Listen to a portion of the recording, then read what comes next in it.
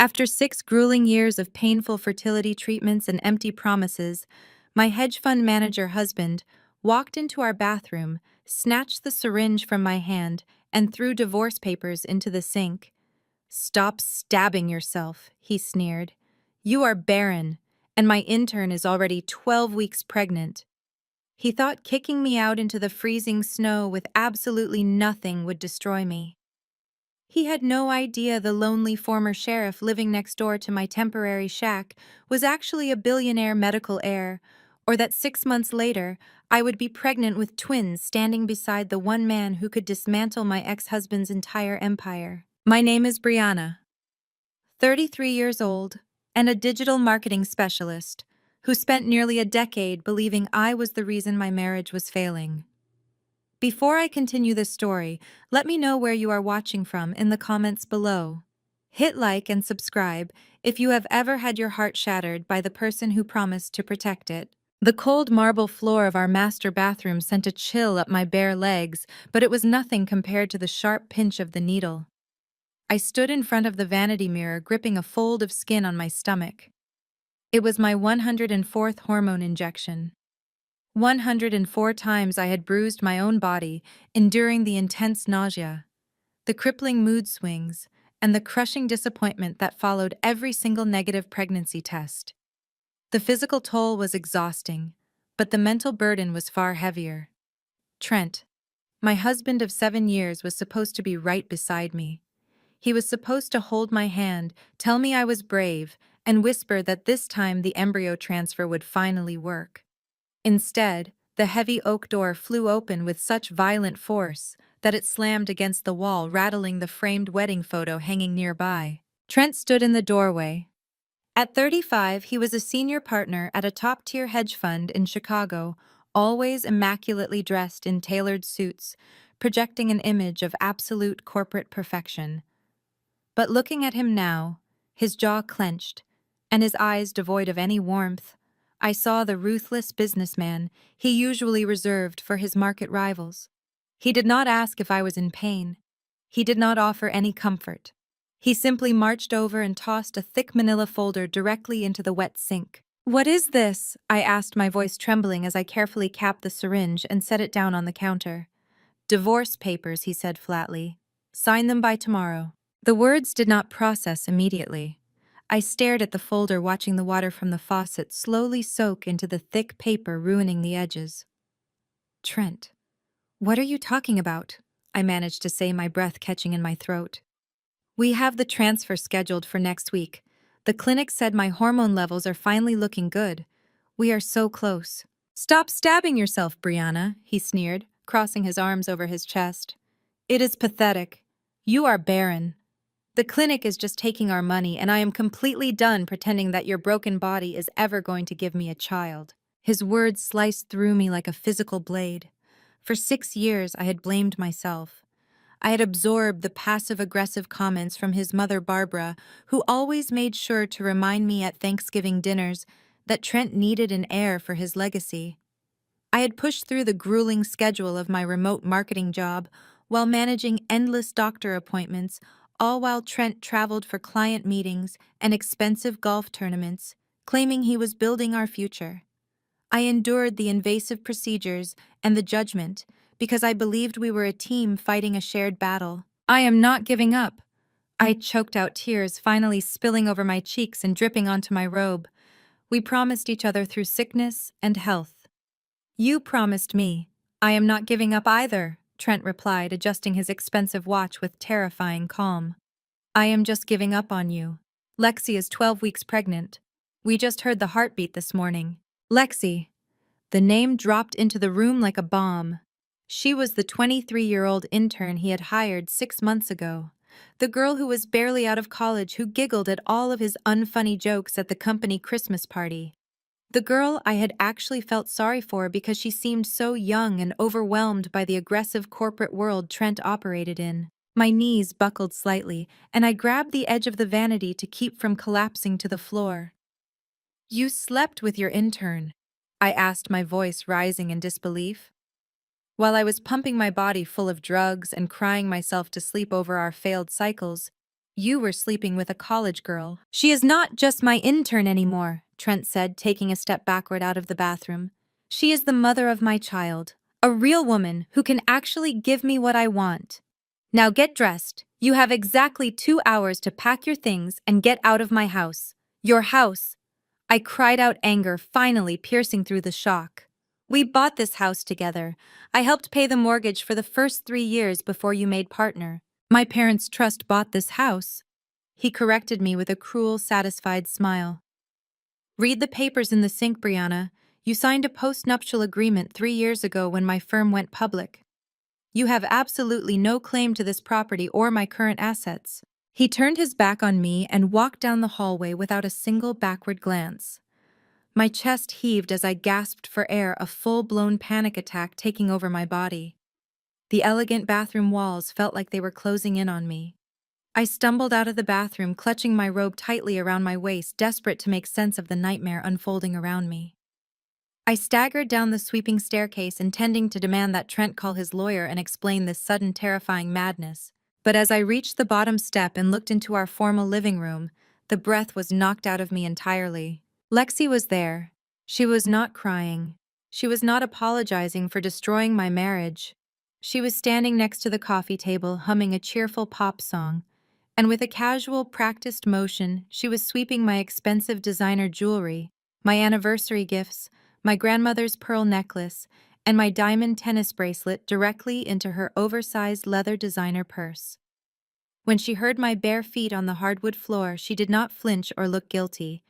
She simply looked up, zipped her purse shut with a loud click, and gave me a slow, triumphant smirk. I stared at the heavy leather purse slung over her shoulder, the exact designer bag I had saved up for months to buy myself as a promotion gift 2 years ago.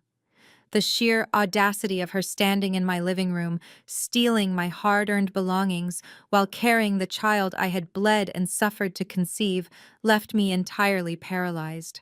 Lexi brushed a strand of perfectly highlighted blonde hair behind her ear and let out a soft, condescending laugh.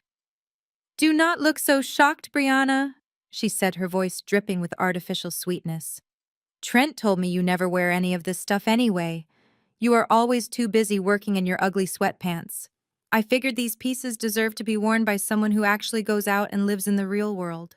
Before I could form the words to demand my grandmother's vintage pearl necklace back from her greedy hands, Trent strode into the room carrying a stack of flattened cardboard moving boxes. He dropped them onto the expensive Persian rug with a dull, heavy thud. "You have 1 hour and 45 minutes left," he announced, tapping the face of his silver Rolex. "I suggest you stop glaring at Lexi and start packing your things. The security system codes are being electronically changed at noon. If you are not out of this house by then, I will have the neighborhood private patrol physically escort you off the premises." My chest tightened so painfully I thought my ribs might actually splinter. "Trent, you cannot do this to me," I pleaded, my voice breaking as the reality of the situation crashed over me. "It is freezing outside. A massive blizzard is supposed to hit the city this afternoon. Where am I supposed to go?" "That is no longer my problem," he replied without a shred of human empathy. "You should have thought about building a financial backup plan instead of obsessing over getting pregnant and wasting my money on useless medical procedures. Now go pack. Do not make me call security early." I stumbled up the sweeping mahogany staircase, my vision blurred with hot, stinging tears. The physical pain of the morning's hormone injection suddenly throbbed in my lower abdomen, a cruel and agonizing reminder of the child I was trying to give him while he was busy creating one with an intern. I dragged 2 large suitcases from the back of the walk-in closet and began throwing my clothes into them indiscriminately. Sweaters, jeans, whatever my hands could grab. I was shaking so badly I could barely manage the metal zippers. Lexi appeared in the doorway of the bedroom, leaning casually against the doorframe while sipping coffee from my favorite ceramic mug. She watched me scramble in a state of sheer panic, her eyes scanning the items I was frantically tossing into my bags. "Are you really taking those?" she asked, gesturing toward a pile of my conservative work blouses. "They are so old, lady. No wonder Trent lost interest in you. You dress like a boring librarian from the 90s. I am honestly doing you a massive favor by moving in today." This house needs some actual style, and Trent needs a vibrant woman who does not treat intimacy like a depressing medical chore. I stopped packing and glared at her, my hands balling into tight fists until my nails bit into my palms. "Get out of my room," I demanded, my voice dropping to a dangerously low register. Lexi rolled her eyes but took a step back into the hallway. "It is my room now," she shot back confidently. "Do not forget to take your depressing medical charts with you. I do not want those negative barren vibes anywhere near my baby." I shoved the last of my basic necessities into the second suitcase, zipping it shut with a violent tug. I grabbed my purse, my laptop bag, and my car keys. I refused to look back at the elegant bedroom that had been my sanctuary for 7 years. I dragged the heavy suitcases down the stairs, each thump echoing like a final mocking drumbeat on my marriage. Trent and Lexi were sitting close together on the living room sofa, scrolling through a tablet, already planning their new life. Neither of them even bothered to look up as I struggled with the heavy front door and pushed my way out into the biting winter cold. The Chicago wind hit me like a physical blow. The snow had already begun to fall heavily, coating the long driveway in a thick, slippery layer of white. I dragged my luggage to my SUV, fighting against the brutal gusts that whipped my hair across my face and stung my tear-stained cheeks. My hands were completely numb by the time I managed to hoist the heavy bags into the trunk. I climbed into the driver's seat, my entire body violently shaking from both the freezing temperature and the massive adrenaline crash. I started the engine and turned the heater on full blast. As I pulled out of the gated community, the terrifying reality of my situation crushed the breath out of me. I was 33 years old, newly homeless, and driving into a massive blizzard with nowhere to go.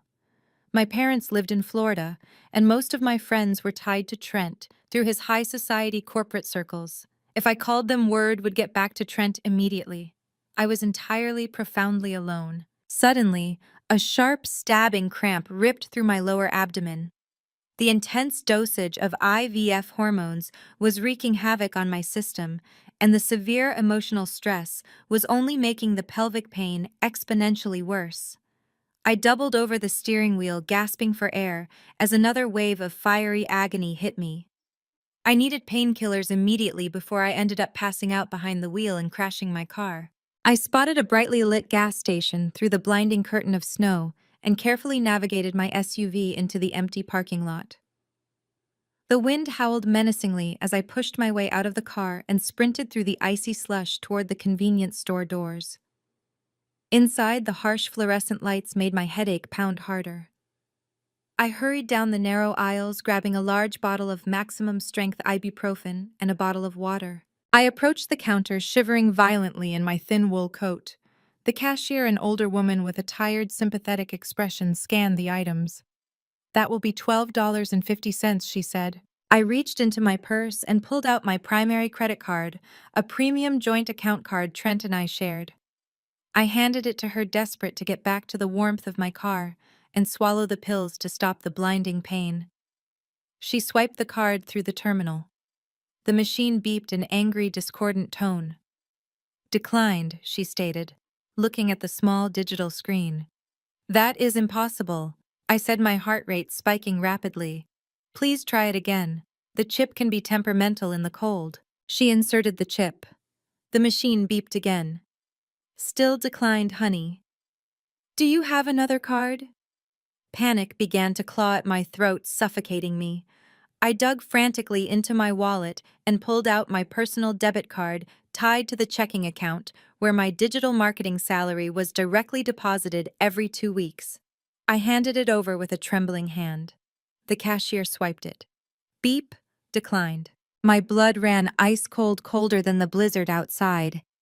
"No, no, no, there has to be a mistake with your machine. I have money in that account. I just got paid yesterday." I pulled out my phone and quickly logged into my mobile banking app.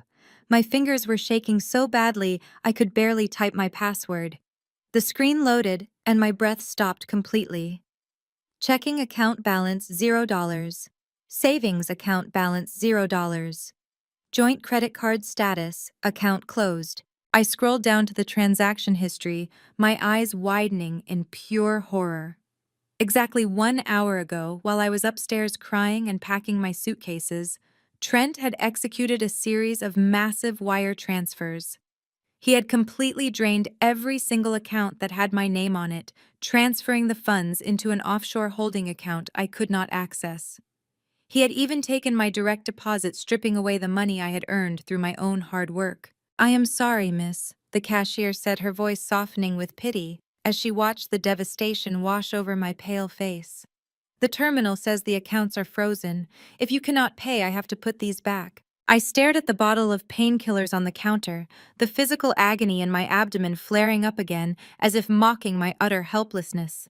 I looked out the glass doors at the brutal snowstorm raging outside, the wind violently shaking the gas station signs. I had no money, no home, no husband, and no way to even buy a simple bottle of water to swallow a pill. Trent had not just evicted me. He had financially erased me. I stood frozen in the harsh fluorescent light, utterly penniless and completely broken in the middle of the unforgiving snow. After 6 grueling years of painful fertility treatments and empty promises, my hedge fund manager husband walked into our bathroom, snatched the syringe from my hand, and threw divorce papers into the sink. "Stop stabbing yourself," he sneered. "You are barren, and my intern is already 12 weeks pregnant." He thought kicking me out into the freezing snow with absolutely nothing would destroy me. He had no idea the lonely former sheriff living next door to my temporary shack was actually a billionaire medical heir, or that 6 months later, I would be pregnant with twins, standing beside the one man who could dismantle my ex-husband's entire empire. My name is Brianna, 33 years old, and a digital marketing specialist who spent nearly a decade believing I was the reason my marriage was failing. Before I continue this story, let me know where you are watching from in the comments below. Hit like and subscribe if you have ever had your heart shattered by the person who promised to protect it. The cold marble floor of our master bathroom sent a chill up my bare legs, but it was nothing compared to the sharp pinch of the needle. I stood in front of the vanity mirror, gripping a fold of skin on my stomach. It was my 104th hormone injection. 104 times I had bruised my own body, enduring the intense nausea, the crippling mood swings, and the crushing disappointment that followed every single negative pregnancy test. The physical toll was exhausting, but the mental burden was far heavier. Trent, my husband of 7 years, was supposed to be right beside me. He was supposed to hold my hand, tell me I was brave, and whisper that this time the embryo transfer would finally work. Instead, the heavy oak door flew open with such violent force that it slammed against the wall, rattling the framed wedding photo hanging nearby. Trent stood in the doorway. At 35, he was a senior partner at a top-tier hedge fund in Chicago, always immaculately dressed in tailored suits, projecting an image of absolute corporate perfection. But looking at him now, his jaw clenched and his eyes devoid of any warmth, I saw the ruthless businessman he usually reserved for his market rivals. He did not ask if I was in pain. He did not offer any comfort. He simply marched over and tossed a thick manila folder directly into the wet sink. "What is this?" I asked, my voice trembling, as I carefully capped the syringe and set it down on the counter. "Divorce papers," he said flatly. "Sign them by tomorrow." The words did not process immediately. I stared at the folder, watching the water from the faucet slowly soak into the thick paper, ruining the edges. "Trent, what are you talking about?" I managed to say, my breath catching in my throat. "We have the transfer scheduled for next week. The clinic said my hormone levels are finally looking good. We are so close." "Stop stabbing yourself, Brianna," he sneered, crossing his arms over his chest. "It is pathetic. You are barren. The clinic is just taking our money, and I am completely done pretending that your broken body is ever going to give me a child." His words sliced through me like a physical blade. For 6 years, I had blamed myself. I had absorbed the passive-aggressive comments from his mother, Barbara, who always made sure to remind me at Thanksgiving dinners that Trent needed an heir for his legacy. I had pushed through the grueling schedule of my remote marketing job while managing endless doctor appointments, all while Trent traveled for client meetings and expensive golf tournaments, claiming he was building our future. I endured the invasive procedures and the judgment because I believed we were a team fighting a shared battle. I am not giving up. I choked out tears finally spilling over my cheeks and dripping onto my robe. We promised each other through sickness and health. You promised me. I am not giving up either, Trent replied, adjusting his expensive watch with terrifying calm. I am just giving up on you. Lexi is 12 weeks pregnant. We just heard the heartbeat this morning. Lexi. The name dropped into the room like a bomb. She was the 23-year-old intern he had hired 6 months ago, the girl who was barely out of college who giggled at all of his unfunny jokes at the company Christmas party. The girl I had actually felt sorry for because she seemed so young and overwhelmed by the aggressive corporate world Trent operated in. My knees buckled slightly, and I grabbed the edge of the vanity to keep from collapsing to the floor. You slept with your intern? I asked, my voice rising in disbelief. While I was pumping my body full of drugs and crying myself to sleep over our failed cycles, you were sleeping with a college girl. She is not just my intern anymore, Trent said, taking a step backward out of the bathroom. She is the mother of my child. A real woman who can actually give me what I want. Now get dressed. You have exactly 2 hours to pack your things and get out of my house. Your house. I cried out, anger finally piercing through the shock. We bought this house together. I helped pay the mortgage for the first 3 years before you made partner. My parents' trust bought this house, he corrected me with a cruel, satisfied smile. Read the papers in the sink, Brianna. You signed a post-nuptial agreement 3 years ago when my firm went public. You have absolutely no claim to this property or my current assets. He turned his back on me and walked down the hallway without a single backward glance. My chest heaved as I gasped for air, a full-blown panic attack taking over my body.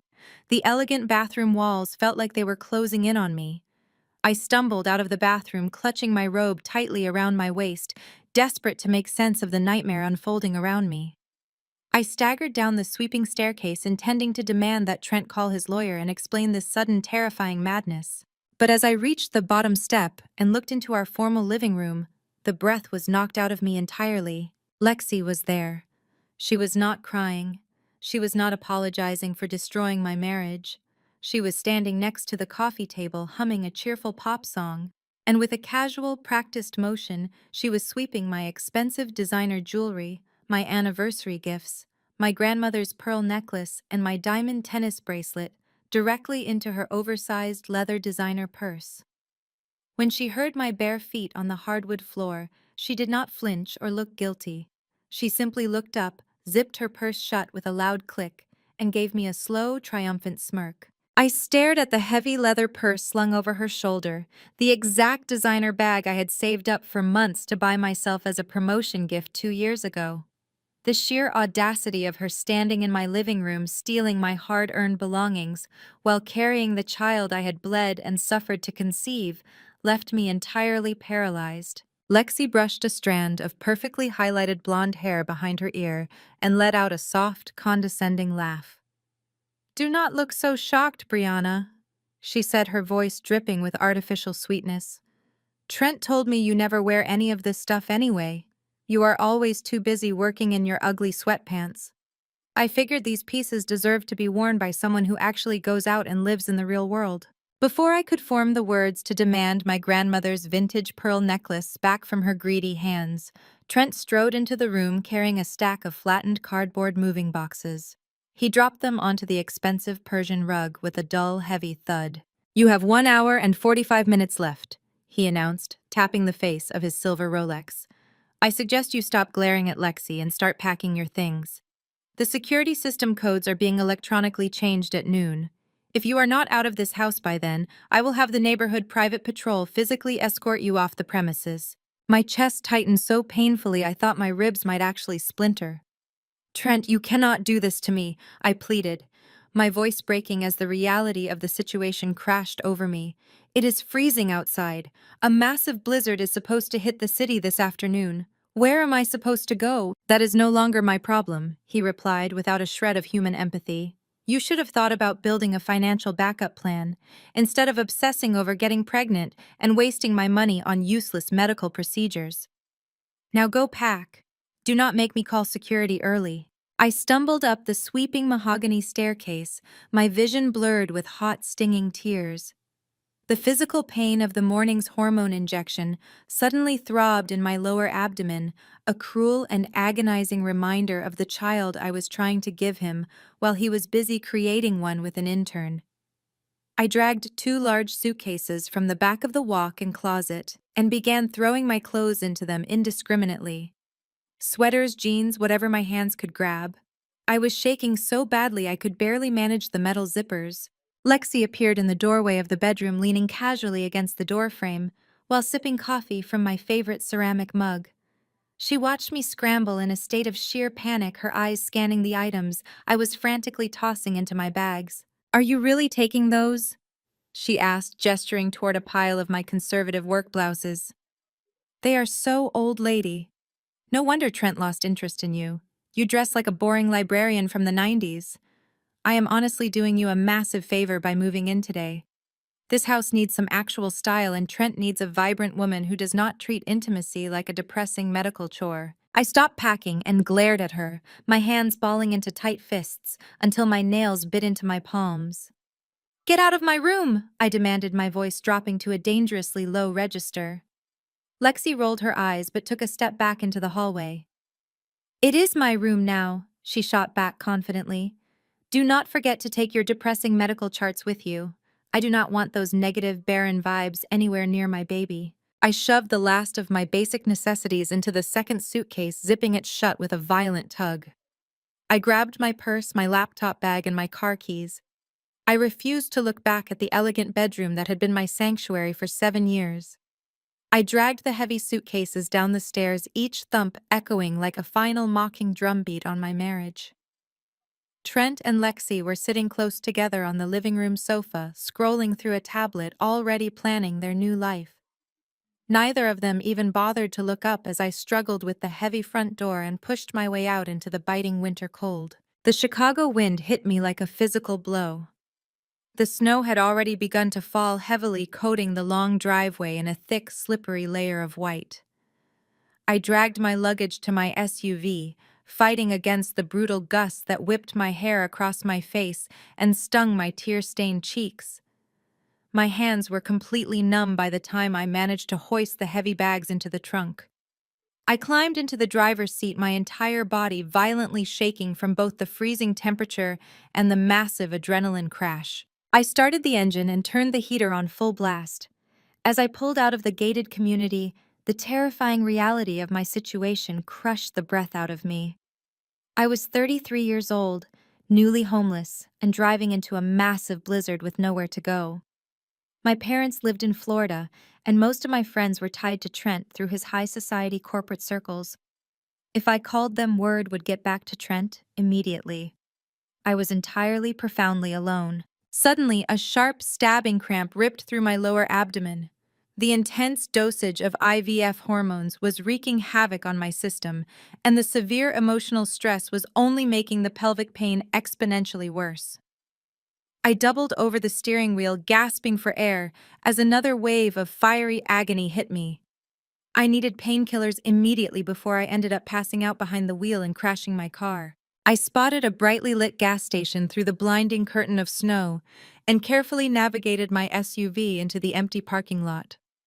The wind howled menacingly as I pushed my way out of the car and sprinted through the icy slush toward the convenience store doors. Inside, the harsh fluorescent lights made my headache pound harder. I hurried down the narrow aisles, grabbing a large bottle of maximum-strength ibuprofen and a bottle of water. I approached the counter, shivering violently in my thin wool coat. The cashier, an older woman with a tired, sympathetic expression, scanned the items. "That will be $12.50, she said. I reached into my purse and pulled out my primary credit card, a premium joint account card Trent and I shared. I handed it to her, desperate to get back to the warmth of my car and swallow the pills to stop the blinding pain. She swiped the card through the terminal. The machine beeped an angry, discordant tone. "Declined," she stated, looking at the small digital screen. "That is impossible," I said, my heart rate spiking rapidly. "Please try it again. The chip can be temperamental in the cold. She inserted the chip. The machine beeped again. Still declined, honey. Do you have another card? Panic began to claw at my throat, suffocating me. I dug frantically into my wallet and pulled out my personal debit card tied to the checking account where my digital marketing salary was directly deposited every 2 weeks. I handed it over with a trembling hand. The cashier swiped it. Beep, declined. My blood ran ice cold, colder than the blizzard outside. No, no, no, there has to be a mistake with your machine. I have money in that account. I just got paid yesterday. I pulled out my phone and quickly logged into my mobile banking app. My fingers were shaking so badly I could barely type my password. The screen loaded and my breath stopped completely. Checking account balance $0. Savings account balance $0. Joint credit card status, account closed. I scrolled down to the transaction history, my eyes widening in pure horror. Exactly 1 hour ago, while I was upstairs crying and packing my suitcases, Trent had executed a series of massive wire transfers. He had completely drained every single account that had my name on it, transferring the funds into an offshore holding account I could not access.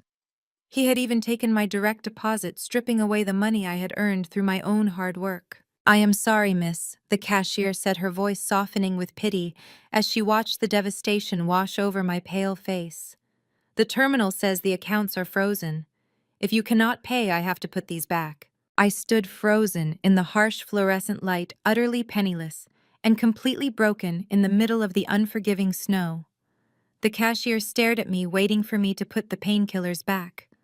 My hands shook violently as a sudden sharp memory pierced through the panic. 2 years ago, after a minor argument with Trent about my financial independence, I had slipped a folded $500 bill into a hidden zippered compartment of my laptop bag for absolute emergencies. I had forgotten about it until this exact second. Hold on, I told the cashier, my voice cracking. I ripped open my laptop bag, my numb fingers fumbling with the tiny hidden zipper. There, pressed flat against the fabric, was the crisp $100 bill. I slapped it onto the counter. Keep the change, I gasped, grabbing the bottle of ibuprofen and tearing off the safety seal. I dry swallowed 3 pills right there in the aisle, desperate for the searing pain in my abdomen to stop. I ran back to my SUV and locked the doors, shivering uncontrollably as the heat blasted from the vents. I had cash, but $500 would not last long in Chicago. I needed a place to hide, a place where Trent and his high society lawyers could not easily find me while I figured out my next move. I drove straight toward the edge of town, steering clear of the upscale neighborhoods and luxury hotels we used to frequent. The blizzard was worsening, turning the roads into dangerous sheets of ice. An hour later, I pulled into the dirt driveway of a rundown cash-only motor lodge that consisted of isolated, dilapidated cabins. The neon sign out front buzzed and flickered, shedding a sickly red light over the snow. I paid a grumpy manager for a week up front, handing over most of my emergency stash. Cabin number 4 was a freezing, damp nightmare. The floorboards creaked under my boots and the air smelled heavily of mildew and cheap pine cleaner. The ancient radiator in the corner clanked loudly, but emitted almost no heat. I dragged my 2 heavy suitcases inside and locked the flimsy door behind me. I did not even take off my wool coat. I just sank onto the edge of the sagging mattress, staring at the peeling wallpaper. I had gone from a multi-million-dollar mansion to a freezing shack in a matter of hours. Before I could even unzip my first suitcase to find an extra sweater, the crunch of heavy tires on the gravel outside caught my attention. Bright, aggressive headlights pierced through the thin, dusty curtains of my cabin window. My heart hammered against my ribs. Had Trent tracked the GPS in my car? I cautiously pulled back the edge of the curtain. It was not Trent. A sleek black Range Rover had parked directly behind my SUV, blocking it in. 2 women stepped out into the howling wind, pulling their expensive fur coats tightly around themselves. It was my mother-in-law, Barbara, and my sister-in-law, Kendra. Barbara was 60 years old, but possessed the icy, preserved beauty of a woman who spent half her life at dermatologists and country clubs. Kendra, at 30, was essentially a miniature, equally vicious version of her mother. They did not look worried. They looked purposeful. I opened the cabin door just as Barbara marched up the rotting wooden steps, her designer boots clicking sharply against the ice. "Barbara," I asked, confusion momentarily overriding my anger. "How did you know I was here?" "Trent tracks the vehicle, mileage and location through his corporate account." "Brianna," Barbara said, her voice dripping with absolute disdain as she looked me up and down. "We did not come to check on your well-being, so wipe that pathetic, hopeful look off your face. Hand over the keys." I stared at her, the freezing wind whipping my hair across my face. "What are you talking about?" "Talking." The SUV Kendra chimed in, stepping up beside her mother with a smug, satisfied grin. "Trent put the down payment on it through his hedge fund. Legally, it belongs to his company. He sent us to retrieve it before you try to sell it, or completely trash it. Hand over the keys, Brianna." "You cannot be serious!" I protested, my voice trembling with a mix of cold and raw fury. "He just threw me out into a blizzard. He froze all my bank accounts. That car is the only thing keeping me from freezing to death on the streets, and you want to take it away." Barbara stepped closer, her perfectly manicured finger pointing directly at my chest. "Do not you dare play the victim here. I told Trent 7 years ago that marrying you was a mistake. You brought absolutely nothing to this family. For 6 years we watched my son waste his hard-earned wealth on your endless, useless medical treatments. You are a toxic weed, Brianna. You attached yourself to my son and choked the life out of his future, holding him back from real fatherhood." The cruelty of her words took my breath away. "You know how hard I tried," I whispered, tears freezing on my cheeks. "You know the physical hell I put my body through for him. And it was all for nothing." Barbara spat back, her eyes gleaming with malice. "Lexi is giving this family a true heir. She is young, she is healthy, and she is actually capable of providing what Trent deserves. You are just a broken, barren woman who refused to accept reality. Now give me the keys before I call the police and report the vehicle stolen." Kendra laughed, a sharp, mocking sound. "Come on, Brianna, just give up. You lost. Lexi is already redecorating the nursery. You do not belong in our world anymore. Go back to whatever lower-class life you crawled out of." The fight drained out of me. The physical pain from the hormone crash, the freezing temperature, and the sheer emotional devastation left me entirely hollow. My hands were completely numb as I reached into my coat pocket, pulled out the heavy set of car keys, and dropped them into Barbara's waiting gloved palm. "Smart girl," Barbara sneered. "Do not ever contact my son again." They turned their backs on me, their expensive boots navigating the icy steps with practiced grace. They climbed into my SUV, and the Range Rover, the engines roaring to life in the quiet, frozen night. I stood in the doorway of the freezing cabin, watching the bright red taillights of my only lifeline fade into the relentless, swirling blizzard. The exhaust fumes lingered in the air for a brief second before the wind snatched away. I tried to take a step back into the cabin, but my legs finally gave out. The betrayal was too heavy to carry. My vision tunneled, the edges turning dark, as the freezing cold seeped directly into my bones. I collapsed hard onto the frozen wooden planks of the porch, the rough ice scraping my cheek as I fell entirely at the mercy of the brutal winter storm. My cheek rested against the rough, freezing wood of the cabin porch. The bitter ice bit into my skin, but I was too weak to push myself up. My body was shutting down, the adrenaline finally giving way to the crushing reality of the physical and emotional trauma I had endured over the last few hours. I lay there in the swirling snow, listening to the idling engines of my stolen SUV and the Range Rover, waiting for the sound of tires crunching on gravel to signal that Barbara and Kendra had finally left me to die in the cold. But the engines did not fade. Instead, I heard the distinct sound of a car door opening and closing, followed by footsteps. These were not the sharp, arrogant clicks of Barbara's designer heels. These footsteps were heavy, urgent, and moving directly toward my shivering body. I forced my eyes open, my eyelashes heavy with frozen tears. Through the blinding curtain of snow, a tall figure loomed over me. It was Dayon. At 34, Dion was a brilliant architect, a man of quiet dignity, and unfortunately Kendra's husband.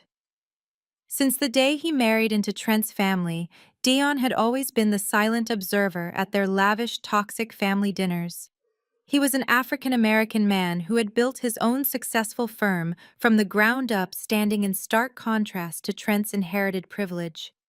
He had always treated me with a quiet, respectful kindness, often exchanging knowing glances with me across the dining table whenever Barbara launched into one of her elitist tirades. Dion dropped to one knee beside me, his broad shoulders blocking the worst of the biting wind. He glanced nervously over his shoulder toward the idling vehicles. Through the thick snowfall, I could vaguely see Barbara and Kendra inside the warm cabin of the Range Rover, completely distracted as they argued over the navigation system. Dion pulled off his thick leather glove. His warm, steady hand grabbed my freezing, trembling fingers. Before I could even attempt to speak, he shoved a thick, heavy envelope deep into the pocket of my wool coat. "I am so sorry," Brianna, Dion whispered, his deep voice thick with absolute disgust. "They forced me to come along to drive the SUV back to the city. Kendra told me they were just picking up some paperwork. If I had known they were leaving you out here in a blizzard, I would have stopped them. I swear to you, I would have stopped them." My lips were blue and trembling so violently that I could not form a single word. I just stared up at him, my vision blurring. "Listen to me very carefully." Dayon continued, his grip on my hand tightening with urgent intensity. "I do not play their dirty games. I refuse to be complicit in this evil. That envelope in your pocket contains $50,000 in untraceable cash." My eyes widened in shock. $50,000? "Trent gave it to me 3 months ago," Dayon explained rapidly, keeping his voice low to compete with the howling wind. "He told me to lock it in my home safe. He said he was sheltering some liquid assets from the hedge fund for a rainy day, but I know exactly what he was doing. He was hiding cash to ensure you could not touch it during the divorce settlement. He thought because I am married to his sister, I would just blindly protect his assets. He thought wrong." Dion looked back at the Range Rover. The brake lights flared. He knew he only had seconds left. "Take this money, Brianna. Do not deposit it in any bank where his corporate lawyers can track it. Use it to survive. Use it to disappear for a while. And when you are ready, get a ruthless lawyer and burn my arrogant brother-in-law to the absolute ground." Kendra rolled down the passenger window of the Range Rover, her shrill voice piercing the freezing air. "Dion, what is taking so long? Get in the SUV, we are freezing out here." Dion ignored his wife for one final second. He looked down at me, his eyes filled with a fierce, unwavering solidarity. "I will not tell them where you are. Survive this, Brianna. You are infinitely stronger than all of them combined." He released my hand, stood up, and sprinted through the deep snow toward my stolen SUV. He climbed into the driver's seat and put the car in gear. I lay paralyzed on the icy wood, watching as the two vehicles finally turned around in the narrow dirt driveway. Their headlights swept across the run-down motor lodge one last time before they pulled out onto the main road, their red taillights vanishing instantly into the violent whiteout of the blizzard. I was completely alone again. I tried to move, commanding my arms to push my body off the frozen planks, but my muscles completely refused to obey. The heavy envelope in my pocket felt like a brick against my side, a strange beacon of hope in a moment of pure despair. I had cash. I had a chance to fight back. But I had to get inside the cabin first. I managed to drag myself a few inches toward the flimsy wooden door, but the physical toll of the day finally reached its absolute peak. The sudden, violent withdrawal from my missed IVF hormone doses collided with the hypothermic temperatures. A blinding wave of nausea washed over me, followed by a sharp, radiating pain in my pelvis that stole the very last ounce of breath from my lungs. The flickering red light of the motel vacancy sign above me blurred into a continuous bleeding streak of color. The howling wind sounded like a roar in my ears. I clutched the fabric of my coat over the hidden envelope, curling into a tight fetal position on the ice. The cold stopped stinging and started to feel dangerously warm. My eyes fluttered shut, and I surrendered to the heavy, suffocating darkness, letting unconsciousness pull me under. The storm raged on, burying my motionless body under a thin layer of fresh snow. Then a new sound cut through the howling wind. Heavy, deliberate boots crunched rhythmically through the deep snow. The footsteps were unhurried, but possessed a commanding, lethal purpose. The door of the neighboring cabin swung open, groaning against the wind. Wyatt Sinclair stepped out into the blizzard. At 42 years old, he cut an imposing figure. He was rugged and massive, with a thick, dark beard and piercing eyes that missed absolutely nothing. Wearing a heavy flannel jacket that barely contained the broad span of his shoulders, he looked exactly like what he used to be, a tough, unyielding sheriff who commanded total authority. Wyatt's sharp gaze swept across the desolate property and instantly locked onto my lifeless form, crumpled on the frozen porch. His jaw tightened. He did not hesitate or call out for help. He moved with the swift, trained precision of a man accustomed to life and death emergencies. Wyatt crossed the distance between our cabins in a few massive strides, his heavy boots destroying the snowdrifts in his path. He crouched beside me, pulling off a thick leather glove to press two warm fingers against my freezing neck, checking for a pulse. Finding a faint rhythm, Wyatt slipped his massive arms underneath my knees and shoulders. With effortless, raw strength, he scooped my unconscious body up from the icy wood, pulling me tight against his broad, warm chest to shield me from the violent wind. He turned his back to the storm and carried me away from the freezing shack, stepping into the safety of his own home. Warmth was the very first sensation to pierce through the icy void holding me captive. The biting, merciless wind of the Chicago blizzard was gone, replaced by the comforting rhythmic crackle of burning cedar. I slowly fluttered my eyes open, my vision adjusting to the dim golden light of a rustic living room. I was lying on a deep brown leather sofa, buried beneath a heavy heated thermal blanket. My freezing damp wool coat had been removed and draped over a wooden chair near the hearth to dry. Panic instantly spiked in my chest as my memory slammed back into place. Dion's envelope. I bolted upright, ignoring the sharp, protesting ache in my pelvis. I frantically scanned the room and spotted my coat. I threw off the thermal blanket and stumbled toward the chair, plunging my hand into the deep pocket. The thick, rigid shape of the envelope was still there, completely untouched. $50,000 in untraceable cash, safe and sound. I let out a shaky breath, slumping back onto the leather sofa, closing my eyes in fleeting relief. A heavy floorboard groaned. I whipped my head around to see the man who had pulled me from the ice. Up close, Wyatt Sinclair was even more imposing than he had appeared in the storm. He wore a faded thermal Henley that stretched tightly across his massive shoulders and arms. His dark beard was neatly trimmed, framing a jawline carved from absolute granite. He carried a steaming mug of coffee in one hand and a stack of firewood in the other. He moved with a quiet, lethal grace that commanded immediate respect. He set the wood down by the hearth and handed me the coffee without a single word. His hands were calloused, rugged, and incredibly warm. "Drink this," he instructed, his voice a deep, gravelly baritone that instantly grounded my racing heart. "You were practically frozen solid when I found you on the porch. The storm knocked out the power lines on the main road, but my generator is running fine. You are safe here." I wrapped my trembling fingers around the hot ceramic mug, muttering a raspy expression of gratitude. I reached into my unzipped laptop bag, which he had thoughtfully carried inside, and placed by the sofa to grab my phone. I needed to see what time it was to figure out exactly how long I had been unconscious. As the screen illuminated, a barrage of notifications flooded the display. One email marked urgent sat at the very top of my inbox. It was from the Human Resources Department of the digital marketing firm where I had worked flawlessly for the past 5 years. I tapped the screen, my eyes rapidly scanning the dense block of corporate jargon. The mug of coffee nearly slipped from my hands, hot liquid sloshing over the rim. It was a notice of immediate termination. The words leaped off the screen like venomous strikes. I had been fired, effective immediately, without severance, without a warning, and without any transition period. I read the second paragraph, and my blood ran colder than the blizzard raging outside the cabin windows. Trent had not just evicted me and drained my bank accounts. He had financially and professionally slaughtered me.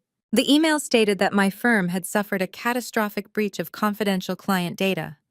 The leak had specifically targeted the marketing portfolios of the firm's wealthiest corporate investors.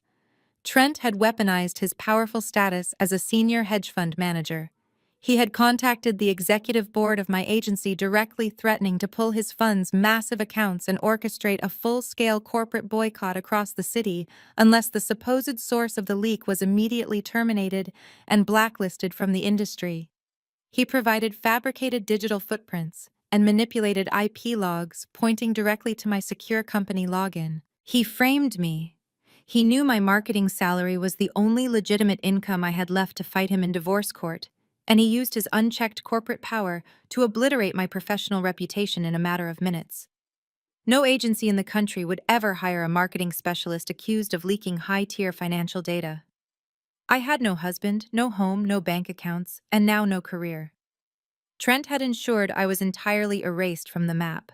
A ragged, breathless sob tore from my throat. I dropped the phone onto the leather cushion, burying my face in my hands. The sheer magnitude of Trent's cruelty was suffocating. I had given that man my youth, my health, and my absolute devotion, and he was hunting me down like sport. I thought I had hit rock bottom when I collapsed on the porch, but Trent had brought a shovel to dig the hole even deeper. Wyatt stepped away from the fireplace. He walked into the adjoining kitchen and returned a moment later carrying a large ceramic bowl of hearty beef stew. He set it gently on the wooden coffee table in front of me. He did not ask invasive questions. He did not offer hollow, meaningless platitudes about how things would eventually get better. He simply pulled up a chair, sat directly across from me, and looked at me with those piercing, observant eyes. "Eat," he commanded softly. "You cannot fight a war on an empty stomach, and you look like you are about to step onto a battlefield." I picked up the spoon, my hands still shaking violently from the emotional shock and the lingering hormonal withdrawal. As I shifted my weight on the sofa, my unzipped laptop bag tipped over entirely. The thick, heavy stack of my IVF medical files slid out, spilling across the rustic floorboards. The glossy logo of the fertility clinic was printed boldly across the top folder. The brutal documented record of 104 injections, endless ultrasounds, and shattered hopes lay scattered on the rug for a stranger to see. I reached down to gather them, wincing and letting out a sharp gasp as another stabbing pain radiated through my abdomen. Wyatt leaned forward to help me pick up the scattered papers. His sharp eyes scanned the clinic logo and the dense medical jargon printed on the front page. He paused, his rugged brow furrowing in intense concentration. He looked from the files to my pale, pain-stricken face, analyzing my physical state. "You are going through severe hormone withdrawal," he stated, recognizing the physical symptoms with surprising medical accuracy for a former sheriff. I nodded, too exhausted to hide the shame and the agony anymore. I wrapped my arms around my stomach, waiting for the inevitable pity. But Wyatt did not look pitying. He tapped his calloused finger against the thick medical file. He looked at me with an expression of quiet, dangerous calculation. "Let me borrow these files for the night," he said, his deep voice carrying a strange underlying tension that demanded attention. "I have a buddy in the medical field who owes me a massive favor. Something about these clinic records does not sit right with me, and I want him to look at your lab results immediately." I stared at his outstretched hand, my mind struggling to process the request. The files were deeply personal, a documented history of my perceived failures. But looking into Wyatt's steady, unyielding gaze, I realized I had absolutely nothing left to hide and nothing left to lose. I nodded slowly, pushing the thick stack of folders across the rustic coffee table. I told him to take them. If his friend could find any logical medical reason why my body felt like it was tearing itself apart, I desperately needed to know. Wyatt gathered the heavy documents, gave me a curt nod, and retreated to his side of the cabin to make his phone calls. I spent the remainder of the night wrapped tightly in the thermal blanket, the sheer exhaustion finally dragging me into a fitful, nightmare-filled sleep. When I woke the next morning, the blizzard had passed, leaving behind a blindingly bright, frozen landscape outside the window. I ate the rest of the stew and paced the small perimeter of the living room. The physical cramps in my abdomen had dulled to a persistent ache, but the anxiety gnawing at my chest only grew sharper as the hours ticked by. I checked my phone repeatedly, staring at the zero balances in my bank accounts, the stark reality of Trent's financial slaughter haunting my every thought. It was just past 2 in the afternoon when the heavy wooden door swung open. Wyatt stepped inside, bringing a gust of freezing air with him. But it was not the winter cold that made me shiver. It was his face. The calm, composed demeanor he had maintained the night before was completely gone. In its place was a storm of raw, barely contained fury. His jaw was clenched so tight the muscles ticked beneath his dark beard. He did not bother taking off his snow-covered boots. He strode directly across the room and slammed my thick medical file onto the wooden table with a violent force that made the ceramic coffee mugs jump. I flinched, stepping back instinctively. I asked him what was wrong and what his friend had discovered in the files. Wyatt did not offer me a sympathetic look, a gentle touch, or any hollow words of comfort. He offered me pure, unadulterated rage on my behalf. He told me to listen to him very carefully. He stated clearly that I was not broken, I was not barren, and I had never been the reason those fertility treatments failed. I shook my head, profound confusion clouding my mind. That made no sense. The elite clinic had run hundreds of tests over the years. They had shown me the lab results on their sleek monitors. My hormone levels were always deemed inadequate, my egg viability constantly questioned. Wyatt leaned over the table, his massive hands planting flat against the wood as he looked directly into my eyes. "Your doctor was bought off by Trent," he stated with absolute terrifying certainty. "The lab results you were shown for the past 6 years were entirely fabricated. My contact dug into the clinic's encrypted server logs early this morning to verify the raw data. Your biological markers are perfect. You are perfectly healthy and fully capable of having children." The air vanished from my lungs. I reached out, gripping the back of the leather armchair just to keep myself upright. If I was healthy, then why did the transfers never work? Why did we spend 6 years doing this? Because Trent is 100% sterile due to a surgical complication at age 20. Wyatt said the words, striking my chest like heavy stones. He has known his entire adult life that he is completely incapable of fathering a child naturally. He subjected you to 6 years of hormone injections just to shift the blame onto you. The room began to spin violently. The rustic walls of the cabin warped and tilted. I stared at the medical files scattered on the table, the glossy logos of the prestigious Chicago fertility clinic mocking me. Trent knew. He knew he was permanently sterile the entire time we were married. I gasped for air, my chest heaving uncontrollably as the horrific, twisted reality locked into place. I asked, my voice rising in pure hysteria, if my husband had knowingly subjected me to 6 years of painful hormone injections, highly invasive surgeries, and crippling psychological abuse just to cover up his own medical secret. Wyatt did not look away. "Yes," he confirmed, his eyes blazing with a fierce, protective fire. Trent knew his mother demanded a biological heir, and he knew his pristine corporate image required a perfect family. Instead of admitting his own biological reality, he paid a corrupt specialist an exorbitant amount of money to gaslight you. He used your healthy body as a medical punching bag to hide his own inadequacy. He watched you cry, watched you suffer the severe side effects, and let his mother tear you down at every family dinner, all to protect his arrogant, fragile ego. "And the intern," I whispered, the final puzzle piece sliding into its sickening slot. "If Trent is entirely sterile, then Lexi cannot possibly be carrying his child." "Lexi is pregnant by someone else," Wyatt finished bluntly. "Whether Trent knows that, or is actively deceiving himself to maintain his perfect narrative, does not matter right now. What matters is that your husband orchestrated a 6-year-long campaign of physical and mental torture against you." The sheer magnitude of the betrayal hit me like a speeding freight train. It was not just a sudden divorce.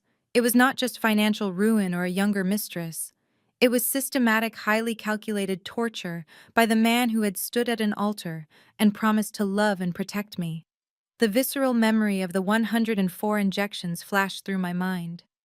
The agonizing pelvic cramps, the countless nights spent crying on the cold bathroom floor, the cruel, dismissive remarks from Barbara about my supposedly barren womb.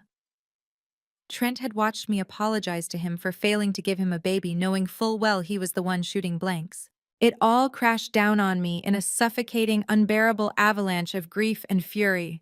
My knees buckled completely. I could no longer support the weight of my own body or the devastating truth I had just learned.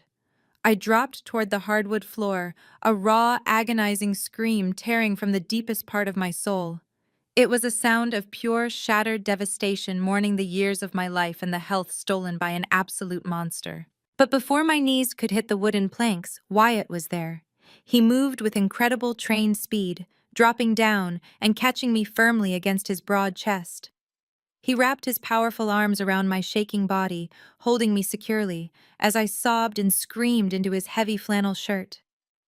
I buried my face in his chest, my fingers digging desperately into his jacket as the world I thought I knew shattered into jagged pieces around me. Wyatt did not tell me to calm down or shush my cries. He just held me tighter, anchoring me to the earth. When I finally opened my tear-soaked eyes to look up at him, I saw his gaze harden into cold, unbreakable steel. He was not looking at me with pity. He was staring out the frost-covered window, his eyes narrowing with a lethal, terrifying promise. I stayed wrapped in his arms until the violent tremors shaking my body finally subsided into exhausted, heavy breaths. Wyatt slowly guided me back to the leather sofa, grabbing a clean towel from the kitchen to gently wipe the tears and smeared makeup from my face. The silence in the cabin was thick-heavy with the magnitude of the horrific truth I had just learned. My mind was racing, connecting the dots of my own misery, but one glaring question suddenly cut through the fog of my grief. I looked up at him, my voice hoarse and completely drained.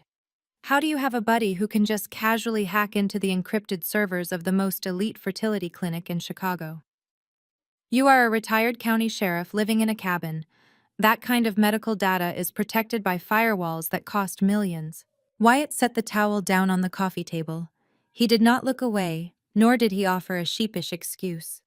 He leaned back in his heavy wooden chair, letting out a long, measured breath before resting his elbows on his knees.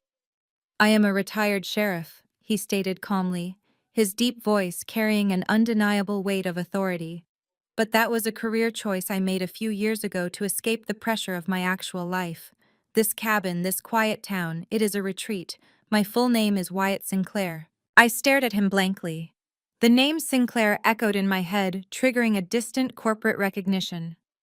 I had worked in high-level digital marketing for 5 years. I knew the major players in the American economy. Sinclair Health Innovations was a multi-billion-dollar medical empire owning the largest chain of private hospitals, research facilities, and advanced reproductive clinics across the country. They practically monopolized the private healthcare sector. You are the heir to Sinclair Health, I whispered, the reality crashing over me. You own the infrastructure that my clinic operates on. That is how your contact accessed my files so easily. They were looking at their own servers. Wyatt nodded slowly. My father built the company from the ground up. When he passed away 5 years ago, I inherited the controlling shares. But the corporate bloodshed, the relentless greed of the executive board, it completely burned me out. I handed over day-to-day operations to a proxy CEO and stepped away, pinning on a badge in a quiet county just to feel like I was doing honest, tangible work again. I needed to step away from the empire before it turned me into a monster. He stood up and began pacing the length of the rustic living room, the tension radiating from his massive frame. But my proxy failed. He continued, his tone turning razor sharp. The executive board is currently attempting a hostile takeover. They want to oust me from the chairman's seat and sell off the research divisions to overseas investors who care absolutely nothing about patient care. I have to step back into the bloodbath and reclaim my board. I have to return to Chicago immediately to crush this takeover before they dismantle my father's legacy. I watched him pace, entirely mesmerized by the sudden transformation. The rugged, quiet man who had carried me through the blizzard was disappearing, replaced by a ruthless, commanding billionaire ready to wage corporate war.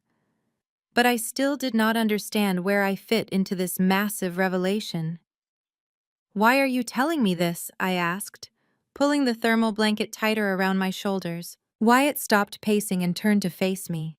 Because my father was a traditionalist. He built a strict morality and stability clause into the family trust and the corporate bylaws. To activate my supreme voting rights and instantly block the board's hostile takeover, I cannot just walk in as a rogue, isolated bachelor. I need to present a stable, unified front. I need to be a family man. He crossed the room, stopping inches from where I sat. He looked down at me, his piercing eyes analyzing my battered, resilient spirit. I see the way you survived that storm, Brianna. I see the absolute fire in you even after the man you loved spent 6 years trying to break you. You need resources, protection, and vengeance. I need a wife. I stopped breathing. The proposal hung in the air, audacious and terrifyingly logical. "Marry me," Wyatt commanded softly, crouching down so we were perfectly eye to eye. "Marry me. I will give you the best fertility treatments in the world, managed directly by my top specialists, untainted by anyone's corruption. You will have the children you deserve, and I will give you the absolute, unchecked power to crush Trent into dust. A marriage of convenience, a transaction born of mutual desperation and fueled by righteous anger." I thought about Trent sitting in his pristine mansion laughing with his intern while stealing my jewelry. I thought about the 104 painful injections I had endured for a man who was biologically incapable of giving me a family. Wyatt was offering me the exact weapons I needed to destroy the man who had erased my life. More importantly, he was offering me the very thing Trent had used to torture me. He was offering me a child. I looked into Wyatt's steady, unyielding eyes and nodded. Yes. 48 hours later, the blizzard had cleared, leaving the roads icy but passable. I wore a simple black dress I had packed in my frantic eviction, and Wyatt wore a sharply tailored charcoal suit that instantly broadcast his immense wealth and power. We drove to the county courthouse in his heavy-duty truck, walking past the metal detectors and into the sterile magistrate's office. We signed the marriage license with quick, efficient strokes of a pen. No flowers, no vows, no audience, just a binding legal contract forged in the fires of retribution. The magistrate stamped the document, and just like that, I was Brianna Sinclair. Wyatt placed a warm, heavy hand on the small of my back as we stepped out through the heavy glass doors of the courthouse. The biting winter air hit my face, but for the first time in days, I did not feel cold. I felt invincible. Before we could descend the concrete steps, my cheap burner phone, the one Dion had insisted I buy with the hidden cash, began to vibrate wildly in my coat pocket. I pulled it out and frowned at the screen. Somehow Trent had tracked down my new number. I answered the call, keeping my expression perfectly neutral. "Well, look who finally picked up!" Trent sneered through the speaker, his voice dripping with unbearable arrogance. "Enjoying the slums, Brianna. I am just calling to give you a heads up. My lawyers are filing a massive lawsuit against you this afternoon. Since you clearly hid your barren medical status from me for 6 years, I am officially suing you for fraud. I am reclaiming every single dime I spent on your useless IVF treatments. See you in court, you pathetic liar." The line went dead. I slowly lowered the phone from my ear, staring at the blank screen. I did not cry. I did not shake.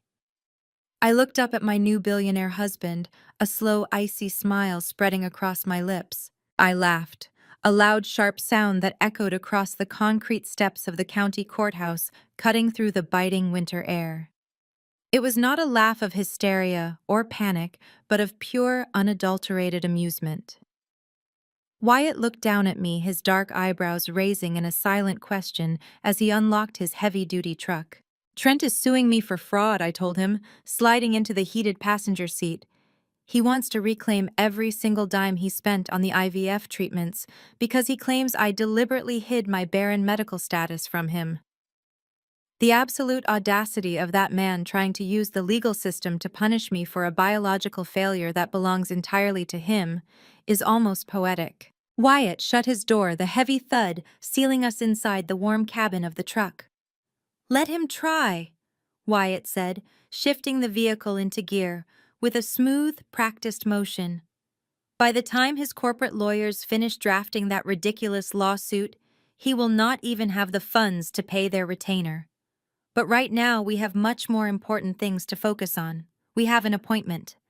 We drove away from the rural snow-covered town and headed straight into the towering steel and glass heart of downtown Chicago.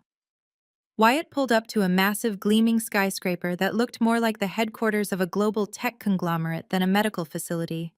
The polished chrome letters above the grand entrance read Sinclair Elite Clinic. This was the crown jewel of his family's medical empire, a facility catering exclusively to the highest echelon of society. As we walked through the sweeping automatic doors, the stark contrast between this ultra-luxury facility and the corrupt, sterile clinic Trent had forced me to use was staggering. The lobby featured soaring, vaulted ceilings, cascading water features, and plush, velvet seating areas. But what struck me the most was the immediate, palpable shift in the atmosphere the second Wyatt stepped over the threshold. The impeccably dressed receptionists froze at their stations. Security guards immediately stood straighter. The chief medical administrator, a distinguished woman in a tailored suit, practically sprinted across the marble floor to greet us. "Mr. Sinclair," she said, her voice breathless with absolute deference as she bowed her head slightly. "We were not expecting you to return to the facility so soon. Welcome back, sir." Wyatt did not miss a beat. He placed a heavy protective hand on the small of my back and guided me forward. "This is my wife, Brianna Sinclair," he commanded, his deep voice, leaving no room for hesitation or questions. "She requires our absolute best care, effectively, immediately. Clear Dr. Gallagher's schedule for the rest of the afternoon and prepare the penthouse consultation suite." The administrator scrambled to obey, ushering us into a private gold-paneled elevator that shot straight to the top floor. Within minutes, I was sitting in a sunlit, luxurious medical suite that felt like a five-star hotel room. Dr. Gallagher, the head of reproductive medicine, and a fiercely loyal ally to Wyatt's late father, entered the room with my hacked medical files already in hand. Dr. Gallagher was thorough and blunt. He confirmed every horrifying detail Wyatt had discovered. Trent's corrupt specialist had been pumping my body full of aggressive, completely unnecessary synthetic hormones, specifically designed to mimic the physical symptoms of a failing reproductive cycle. They had intentionally suppressed my natural biology to maintain the illusion that I was the problem. "Your body is remarkably resilient, Brianna," Dr. Gallagher said, offering me a reassuring smile. "We are going to flush these synthetic toxins from your system with a specialized protocol. Once your natural baseline is restored, you are a prime candidate for immediate conception. Your uterine lining and ovarian reserves are completely flawless. Now, regarding the next steps for fertilization, we have access to the world's most exclusive anonymous donor registries. We can begin matching profiles today."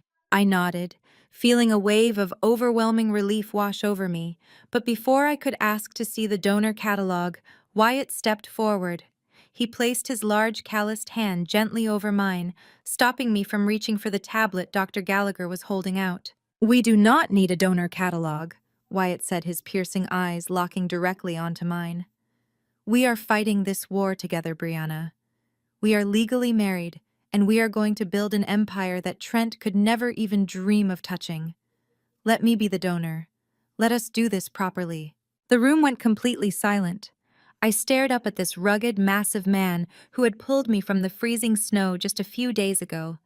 This was no longer just a cold business transaction to secure his corporate voting rights.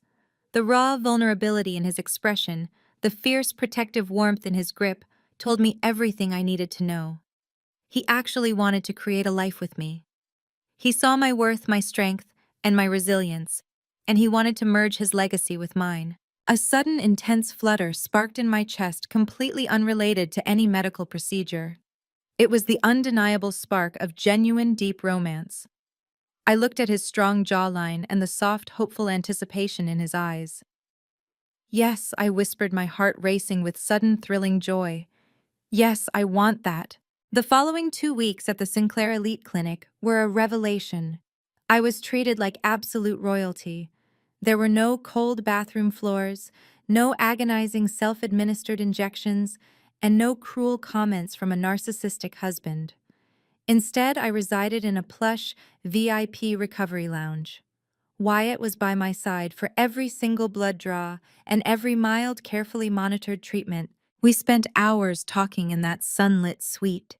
He shared his visions for expanding his father's medical empire to provide better care for marginalized communities, and I shared my strategic marketing ideas to help him execute that vision. The transactional nature of our marriage rapidly dissolved into late-night conversations, shared laughter, and stolen passionate kisses that left me breathless. When Wyatt kissed me, it was not the rushed, obligatory contact I had endured with Trent. It was deep, consuming, and filled with a profound respect that made my entire body hum with electricity. I was finally healing, blossoming under the care of a man who actually worshipped the ground I walked on. My hormone levels stabilized beautifully, and the highly anticipated embryo transfer was scheduled and executed flawlessly. For the first time in 6 years, I felt a genuine radiant hope taking root inside my body. I was lounging on the velvet sofa in my private suite, waiting for Wyatt to return from a brief board meeting downstairs.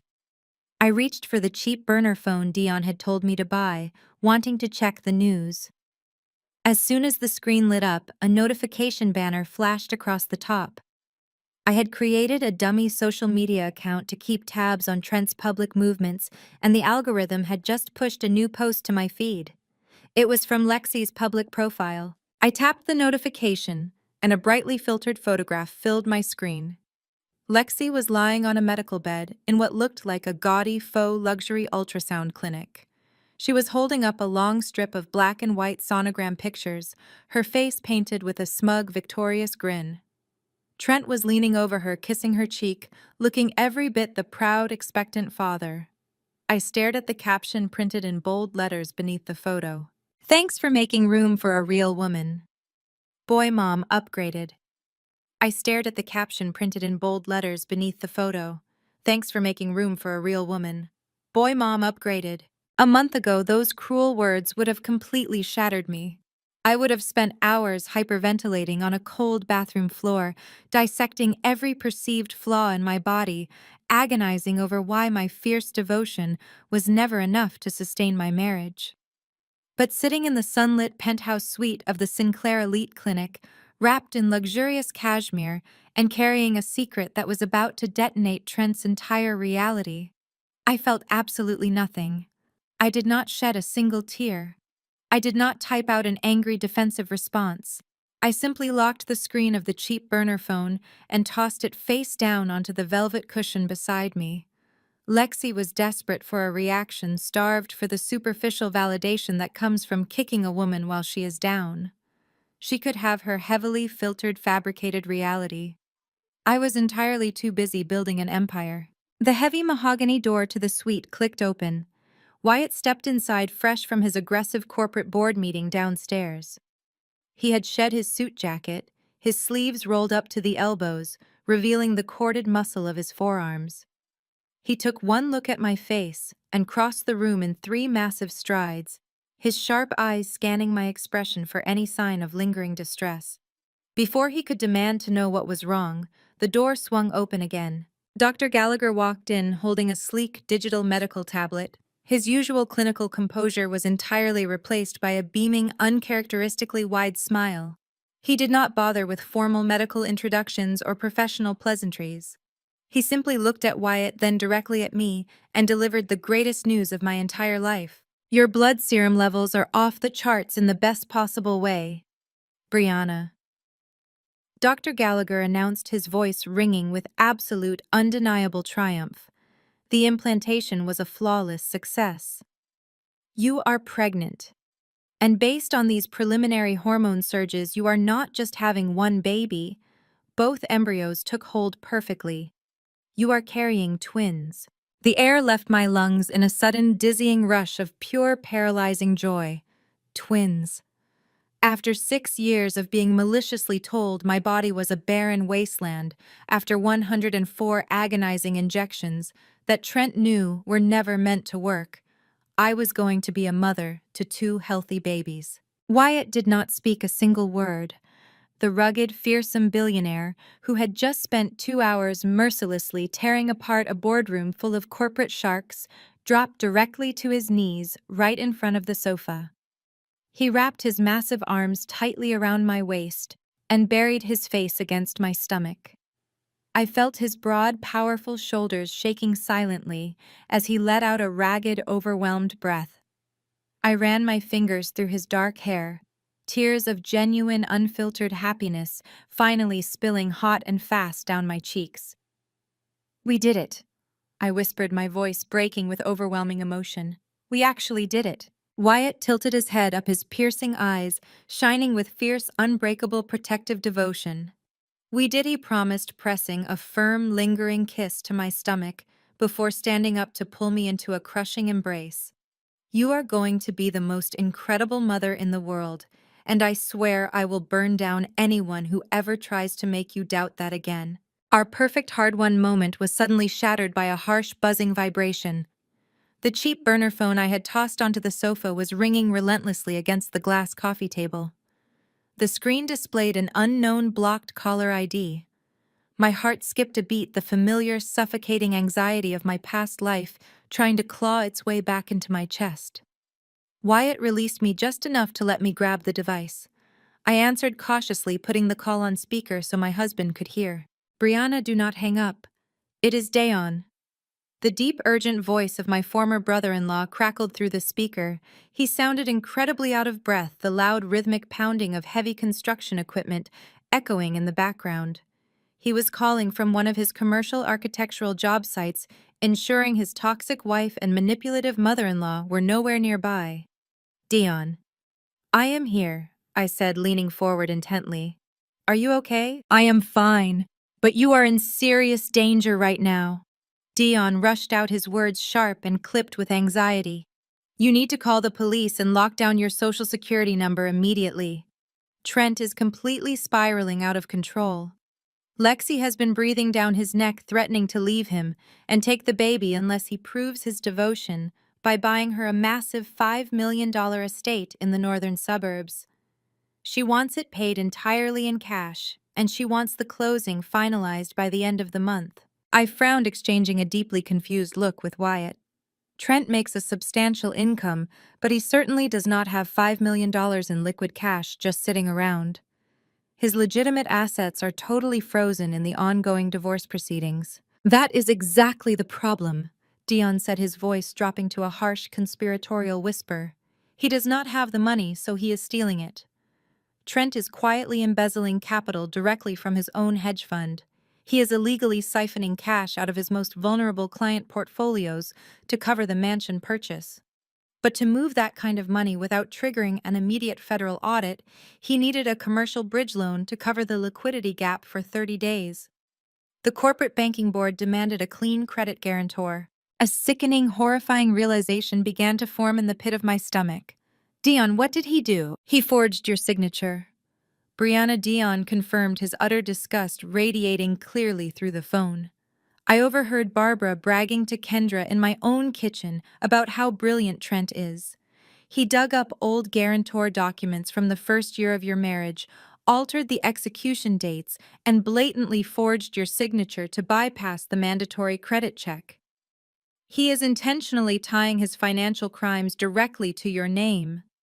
If the hedge fund collapses before he can secretly replace the stolen capital, the federal authorities will come looking for you. He is setting you up to take the ultimate fall for his embezzlement.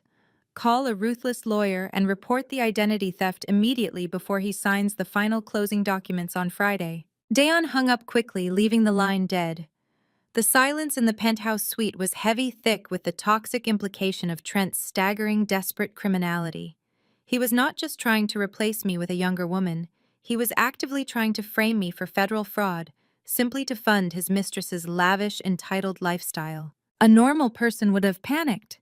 The old Brianna would have been hyperventilating, calling the local police precinct in a state of absolute mindless terror, desperately trying to freeze her credit and stop the fraudulent transaction. But I was not the old Brianna anymore. I was Brianna Sinclair, and I was holding the hand of a billionaire who practically owned the very ground Trent walked on. I looked up at Wyatt. I did not cry. I did not shake with fear. Instead, a slow, predatory smile spread across my face. Wyatt looked down at me, and his rugged, handsome features mirrored my exact expression. His eyes gleamed with a ruthless, calculated corporate hunger that would have terrified Trent to his very core. "We are not calling the police," I said softly, tossing the burner phone back onto the table. "If we stop him now, he gets away with a minor slap on the wrist." Wyatt pulled his sleek smartphone from his pocket, his thumb already dialing his elite corporate legal team. "You are absolutely right," Wyatt agreed, a dark, lethal chuckle rumbling deep in his chest. "We are going to let him buy that house. We are going to let him sign those forged legal documents and finalize the embezzlement." Wyatt lifted the phone to his ear, his gaze locking onto mine with absolute unwavering solidarity. "Get my lead litigator on the line," he commanded into the receiver, his voice echoing with unchecked authority. "It is time to let Trent dig his own grave." The mandatory asset mediation session was scheduled for a bleak Tuesday morning in a sterile glass-walled conference room downtown. The legal summons had arrived at the cabin 2 weeks prior, a final aggressive attempt by Trent's corporate lawyers to bully me into absolute submission. They wanted me to sign away any remaining lingering claims to his hedge fund portfolio and the luxury estate we had shared. In exchange, they were offering a pathetic, insulting settlement designed to humiliate me. I stood in front of the full-length mirror in Wyatt's bedroom, critically assessing my reflection. At 4 months pregnant with twins, my body had already begun to change significantly. The radiant, undeniable glow of a healthy pregnancy was impossible to miss, and a distinct, beautiful bump was firmly established. If Trent saw me looking this healthy, this vibrant, he would immediately know something was wrong. His entire narrative hinged on me being a broken, barren woman, destroyed by his rejection. Wyatt stepped up behind me, wrapping his arms around my waist and resting his hands gently over my stomach. He kissed the curve of my neck, his dark eyes meeting mine in the mirror. "You look too happy, Brianna," he murmured, a dangerous, thrilling edge to his deep voice. "If he sees you glowing like this, he might actually realize he is walking into a slaughterhouse." I smiled, leaning back against his solid, warm chest. "Then we need to fix that." I reached into the back of the closet and pulled out the oldest, most oversized trench coat I owned, a drab olive green monstrosity I had packed during my frantic eviction. I slipped it on, buttoning it all the way up to my chin. The heavy, rigid fabric completely swallowed my figure, hiding any trace of the twin pregnancy. I scrubbed the subtle, warm makeup from my cheeks, leaving my skin looking pale and exhausted. I pulled my hair into a messy, severe bun. Staring back at the mirror, I perfectly played the part of the defeated, impoverished ex-wife Trent expected to see. Wyatt drove me to the mediation center in a nondescript sedan, parking a block away to maintain absolute secrecy. We had a plan meticulously crafted by his elite corporate legal team. I just needed to play my role for one more hour. When I pushed open the heavy glass door of the conference room, the toxic, suffocating atmosphere hit me instantly. Trent was already seated at the massive mahogany table, flanked by two aggressive-looking corporate attorneys. He wore a custom-tailored navy suit, looking every bit the arrogant, untouchable hedge fund manager. But it was the person sitting next to him that made my blood run cold. Lexi. She had no legal right to be at a private asset mediation between a husband and wife. But Trent had clearly brought her solely to inflict maximum emotional damage. At nearly 7 months pregnant, Lexi was wearing a skin-tight designer maternity dress that aggressively highlighted her swelling stomach. She leaned into Trent, resting her hand possessively over his arm, her lips curved into a smug, victorious smirk as I walked into the room. My court-appointed mediator, a tired-looking older man, gestured for me to sit on the opposite side of the table. I sank into the leather chair, pulling the oversized trench coat tightly around my body, keeping my eyes fixed firmly on the polished wood surface. I forced my hands to tremble slightly as I clasped them in my lap. "Let us get this over with quickly," Trent announced, leaning back in his chair with a heavy sigh of feigned exhaustion. "My time is valuable, and Lexi needs to get back to her prenatal yoga class." Lexi giggled softly, a high piercing sound that grated against my nerves. She placed her hand over her stomach, making sure I was watching. "The baby has been kicking all morning," she said, her voice dripping with malicious intent. "He is just so active. Trent says he is going to be a star athlete." I kept my head down, refusing to engage with the bait. The mediator cleared his throat, shuffling a stack of legal documents. "Mr. Trent's legal team has proposed a final settlement." The mediator began, his voice dull and practiced. "In exchange for your signature relinquishing any and all claims to the marital estate, the hedge fund assets, and the primary residence, Mr. Trent is prepared to offer a one-time lump sum payment of $10,000. $10,000? It was a staggering, insulting joke. Trent easily spent $10,000 on a weekend golf trip. He was offering me absolute pennies for 7 years of marriage and the trauma he had inflicted. Trent leaned forward, resting his elbows on the table. He looked at my pale makeup-free face and the drab, oversized coat hiding my body. His eyes were completely devoid of empathy, filled only with a sick, triumphant satisfaction. "Take the money, Brianna," he said, his voice lowering to a cruel, mocking pitch. "I know you have been living in some freezing, rundown shack on the edge of town. 10 grand is more than generous for a woman who contributed absolutely nothing to my legacy. Take the cash, buy yourself a cheap apartment, and disappear. You lost. It is over." Lexi leaned her head against Trent's shoulder. "Just sign it," she chimed in, inspecting her manicured nails. "We have a $5 million mansion to close on this week, and we really do not want this depressing divorce dragging down our vibe." The mention of the $5 million mansion sent a sharp electric jolt of adrenaline straight to my core. Dion's warning echoed perfectly in my mind. Trent was embezzling from his own hedge fund to buy that house in cash, and he had forged my signature on the guarantor documents to bypass the credit check. If I fought him for a larger settlement today, my name would remain legally tethered to his active financial portfolio. I would be dragged down into the federal indictment when the embezzlement was finally discovered. But if I signed this insulting $10,000 agreement right now, I would be legally permanently severed from all his current, visible assets. I would be completely insulated from the catastrophic financial ruin that was about to hit him like a meteor. I kept my hands trembling as I reached across the table. I did not look at Trent. I did not look at Lexi. I picked up the heavy, expensive fountain pen provided by the mediator. "Are you sure you want to accept this offer?" The mediator asked, genuinely surprised by my lack of resistance. "You have the right to counter-offer or take this before a judge." I shook my head, keeping my voice small and defeated. "No," I whispered, staring blindly at the dense legal text. "I just want it to be over. I want to be completely severed from his accounts." I pressed the pen to the paper and signed my name on the dotted line. I signed away the mansion. I signed away the hedge fund. I signed away every single asset Trent falsely believed made him powerful. Trent let out a sharp, victorious laugh, exchanging a high five with his aggressive lead attorney.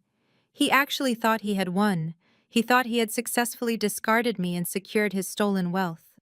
He looked at me with absolute, unfiltered contempt as the mediator stamped the final pages. "Enjoy the shack," Brianna, Trent mocked, standing up and buttoning his custom suit jacket. "Try not to freeze to death." I stood up, pulling the oversized trench coat securely around my waist. I did not say a single word. I did not need to. I turned and walked out of the glass-walled conference room, leaving Trent and Lexi to gloat over their hollow victory. As the heavy door swung shut behind me, a slow, predatory smile finally broke across my face. Trent was completely, blissfully unaware that by forcing me to sign away those assets, he had just handed me the very shield I needed to survive his impending destruction. I walked down the long, carpeted corridor of the mediation center, the heavy glass door clicking shut behind me. The oppressive air of the conference room vanished, replaced by the cool, quiet hum of the building. Waiting for me at the end of the hallway was Wyatt. He stood with his back against the wall, arms crossed over his broad chest. He wore a simple dark jacket and jeans, intentionally dressing down to maintain the illusion of a retired rural law enforcement officer. But the way he held himself, a predator resting patiently in the shadows, radiated a dangerous kind of power that Trent was far too arrogant to recognize. Wyatt pushed off the wall as I approached, his dark eyes scanning my face for any sign of distress. I gave him a single definitive nod. The papers were signed, the trap was set. I was entirely legally severed from Trent. Before Wyatt could pull me into a protective embrace, the conference room door swung open again. Trent strutted into the hallway, adjusting his expensive silk tie. Lexi clung tightly to his other arm, her designer heels clicking loudly on the polished floor. They were laughing together, completely intoxicated by their hollow victory. Trent had just saved his precious hedge fund from his ex-wife, or so he thought. Trent's laughter died abruptly as he nearly collided with Wyatt's massive frame. Wyatt did not move a single inch.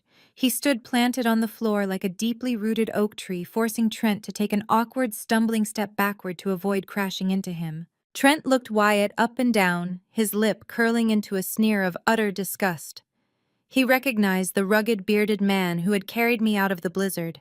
He took in Wyatt's casual clothing, comparing it to his own custom-tailored suit, and his chest puffed out with misplaced superiority. "So this is the backup plan." Trent mocked, his voice echoing sharply down the quiet corridor. "You have to cling to a washed-up cop to survive. You signed away your only chance at a decent life for a miserable $10,000, just so you could run back to the frozen woods with this guy." Lexi giggled, leaning heavily against Trent. "It is actually kind of sad," she chimed in, eyeing my oversized drab trench coat. "She looks like a homeless person. I guess water seeks its own level." I felt Wyatt's large hand press gently against the small of my back, a silent, steadying anchor. I did not say a word. I did not need to defend myself, and I certainly did not need to defend the billionaire medical heir standing beside me.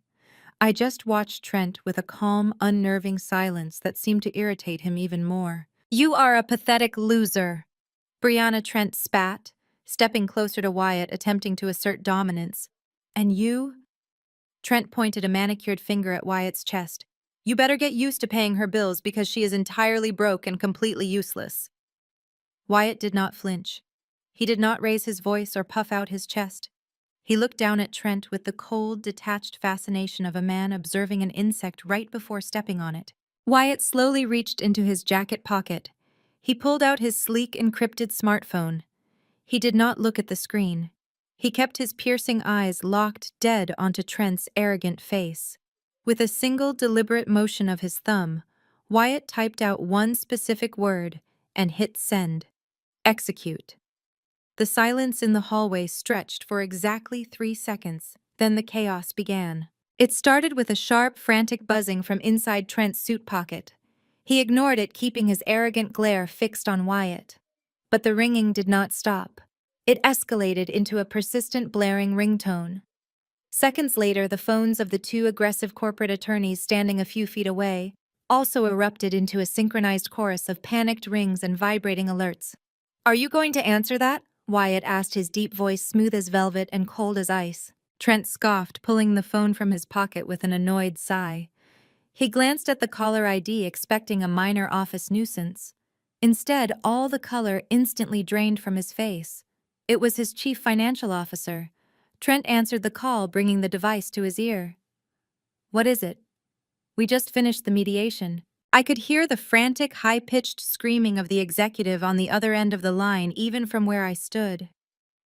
Trent's posture rigidified. His arrogant sneer dissolved into absolute raw terror. "What do you mean we are locked out?" Trent barked, his voice cracking with sudden panic. "That is impossible. I am the senior partner. Check the server logs again." The attorneys behind him were already answering their own phones, their faces turning ashen as they listened to the simultaneous disaster unfolding at their corporate headquarters. One of the lawyers dropped his briefcase, the leather slamming loudly against the floor. "They are liquidating the assets," one attorney shouted, interrupting Trent's call. "The margin calls are triggering automatically. Every single one of our institutional accounts has been frozen by a hostile acquiring entity." Trent's eyes widened in sheer horror. He scrambled with his phone, frantically opening his mobile banking and trading applications. I watched his thumbs fly across the screen, desperately refreshing the pages. I knew exactly what he was seeing. Red errors, locked accounts, zero balances. The exact same terrifying digital execution he had subjected me to on the day he threw me into the blizzard.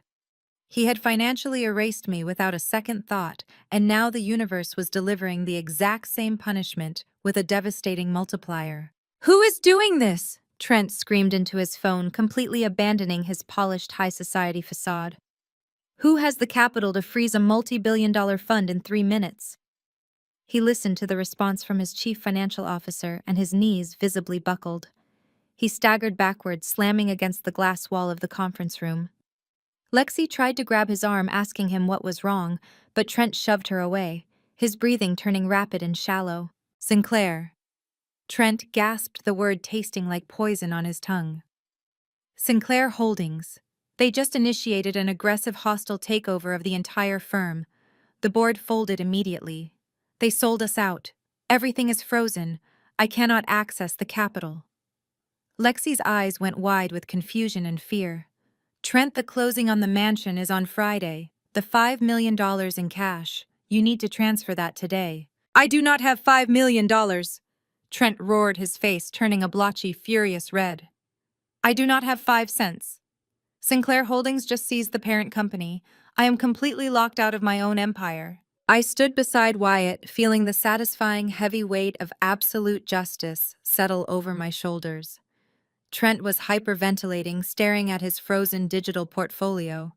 He had embezzled millions from his clients to buy a mansion for his mistress, banking entirely on the liquidity of his hedge fund to cover his tracks before the federal auditors noticed. Now that liquidity was completely gone, the new acquiring corporation would immediately launch a hostile forensic audit.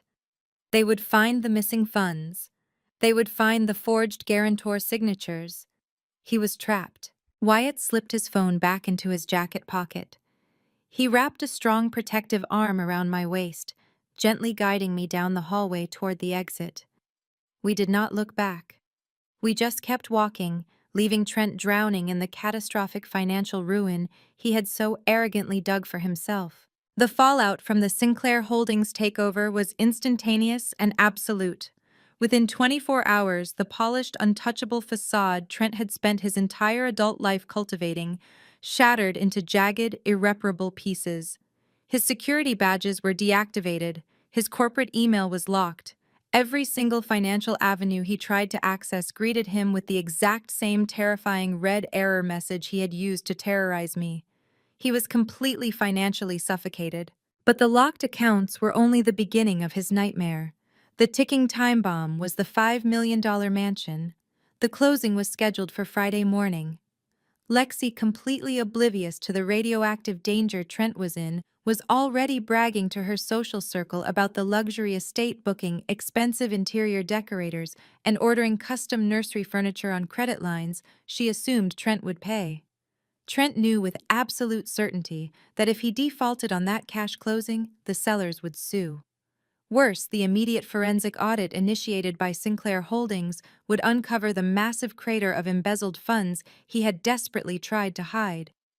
He needed $5 million in liquid cash, and he needed it immediately, or he was going to federal prison. Desperation drove him to the only place he had left, his mother's sprawling suburban home. That evening, the atmosphere in Barbara's formal dining room was suffocating. I knew the details of this gathering, because Dion recounted every glorious second to me later.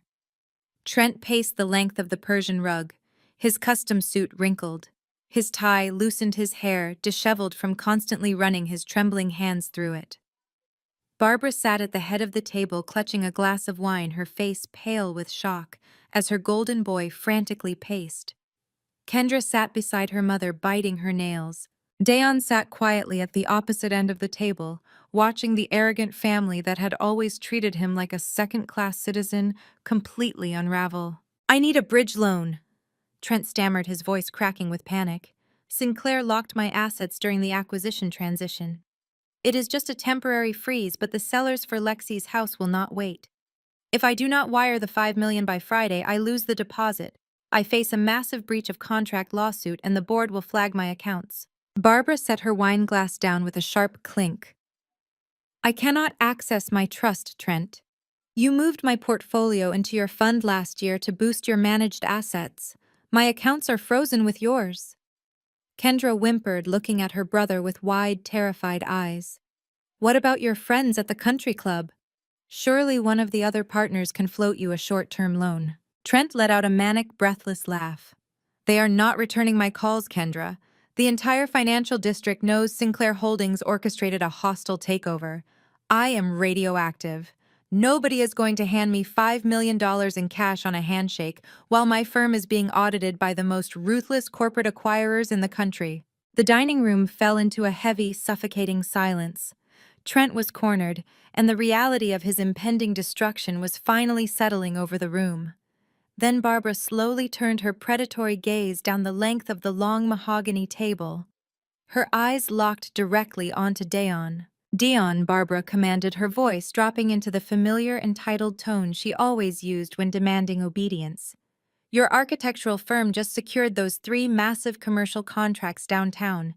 Your business accounts are entirely separate from Trent's fund. You have immense corporate credit. Dion met his mother-in-law's gaze. He did not blink. He did not shift in his chair. He simply waited for her to articulate her absurd demand. You need to take out a commercial equity loan against your firm immediately, Barbara insisted, slapping her hand against the table as if finalizing a business deal. You can leverage your company's assets to secure the $5 million in cash. Trent can use it to close on the house, and he will pay your firm back with interest as soon as the Sinclair audit clears his accounts. It is the only logical solution. Kendra turned to her husband, her expression shifting from panic to immediate expectation. Yes, Dion, you have to do this. Trent is my brother. Family comes first. We elevated your social status when you married into this family. Now it is time for you to step up and prove your loyalty. Trent stopped pacing and stared at Dion, his eyes wide with desperate, entitled hope. You have the clean credit, Dion. You can walk into the bank tomorrow morning and have the wire transfer approved by Thursday. You have to save me. Dion looked at the 3 of them. He looked at Trent, the arrogant, sterile narcissist who had tortured an innocent woman for 6 years. He looked at Barbara, the toxic matriarch who had constantly belittled him, treating his hard-earned success as a self-made black architect as somehow inferior to her family's inherited unearned wealth. And he looked at Kendra, the wife who blindly enabled every single malicious act her mother and brother committed. Dion calmly picked up his linen napkin, wiped his mouth, and placed it neatly on the table. He stood up, towering over the room with a quiet, unshakable dignity. No, Dion said, his deep voice carrying absolute, undeniable finality. Barbara gasped, clutching her chest as if she had been physically struck. Excuse me, how dare you refuse your family in a time of crisis? You are not in a crisis, Barbara, Dion corrected smoothly, buttoning his suit jacket. Your son is facing the direct consequences of his own arrogance. And let us be entirely clear. I know exactly why his accounts are frozen. I know he forged Brianna's signature to bypass a credit check. I know he is actively embezzling from his own clients to buy a mansion for a 23-year-old intern because he is desperate to pretend he is capable of fathering a child. Trent stumbled backward, hitting the edge of the dining table. The remaining color drained from his face as Dion systematically dismantled his lies. How do you know that? Trent whispered, his voice trembling with absolute terror. Because I am not blind and I am not stupid. Dion fired back, his eyes narrowing with disgust. You thought you could hide your stolen cash in my home safe. You thought I would just act as your obedient vault because you married me into your precious toxic bloodline. I took that cash, Trent. I handed it directly to Brianna so she could survive the blizzard you threw her into. Kendra leaped out of her chair, her face contorted with fury. You stole from my brother to help that barren, useless woman. I demand you go to the bank right now and fix this, Dion. If you do not leverage your firm to save Trent, I will divorce you. I swear to God I will take half of everything you built. Dion did not look intimidated. He actually smiled. It was a cold, satisfied smile that sent a shiver through the room. You cannot take half of anything, Kendra, Dion said calmly. My firm was built before we married, and my lawyers secured an ironclad prenuptial agreement that your mother insisted upon because she thought my business would fail. You protected your trust fund from me, and in doing so, you completely insulated my architectural firm from you. Dion turned and walked purposefully out of the dining room. He went straight to the guest closet near the foyer and pulled out a heavy canvas duffel bag he had packed earlier that afternoon. He walked back to the archway of the dining room holding the bag over his shoulder. "I already spoke with my attorneys this morning," Dion announced, tossing his house keys onto the silver tray by the door. "I filed the divorce papers. My legal team will be serving you tomorrow. I am completely severing myself from this sinking ship." Barbara shrieked, demanding he come back, while Trent collapsed into a chair, grabbing his hair in pure panic. Dion ignored them all. He opened the heavy front door, stepping out into the crisp evening air, leaving the Golden Boy and his enablers to face their inevitable catastrophic destruction alone. The sheer scale of Trent's financial collapse was staggering, but what was even more astounding was Lexi's total oblivion to it. While Trent was desperately scrambling to avoid federal prison and frantically calling every former colleague who had already blocked his number, Lexi was entirely consumed with projecting the illusion of infinite wealth. She had secured the country club's grand ballroom for her baby shower, a lavish, aggressively over-the-top event that cost nearly $100,000, all charged to accounts Trent was desperately trying to hide from the incoming Sinclair auditors. Lexi wanted the event to be a coronation. She had invited every high society wife, every wealthy corporate partner's spouse, and every socialite she had spent the last 6 months aggressively networking with. She wanted everyone to see that she had successfully secured the Golden Boy hedge fund manager and his fortune. But her crowning achievement, the ultimate flex she needed to validate her stolen life, was making sure I knew exactly what she had taken from me. That morning, a specialized courier navigated the winding, snow-dusted road leading to my rented cabin. Wyatt was out running errands, so I answered the door myself. The courier handed me a heavy, oversized square envelope sealed with thick gold wax. I did not need to open it to know who it was from. The pretentious calligraphy and the sheer weight of the cardstock practically screamed Lexi. I walked back into the kitchen, dropping the envelope onto the small wooden table. I stared at it, a familiar, sickening dread tightening in my chest. I knew I had power now. I knew Wyatt and I had just dismantled Trent's entire empire. But the psychological scars of 6 years of abuse do not vanish overnight. Lexi's malicious intent radiated from the envelope. She wanted to hurt me. She wanted to twist the knife one last time before she moved into the $5 million mansion she thought she was getting. My hands trembled slightly as I broke the gold wax seal. Inside was a thick ivory card with embossed gold lettering. It detailed the time, the location, and the absurdly extravagant theme of the baby shower. But it was the handwritten note included on a smaller card that made my breath catch. "Hope you can make it," Brianna Lexi had scrawled in her loopy, childish handwriting. "I know it might be hard for you to see what a real family looks like, but Trent and I thought you could use a free meal. Wear something nice for once if you can afford it." I dropped the card onto the table as if it burned my fingers. The cruelty was so casual, so completely unnecessary. She had already taken my husband, my house, and my jewelry.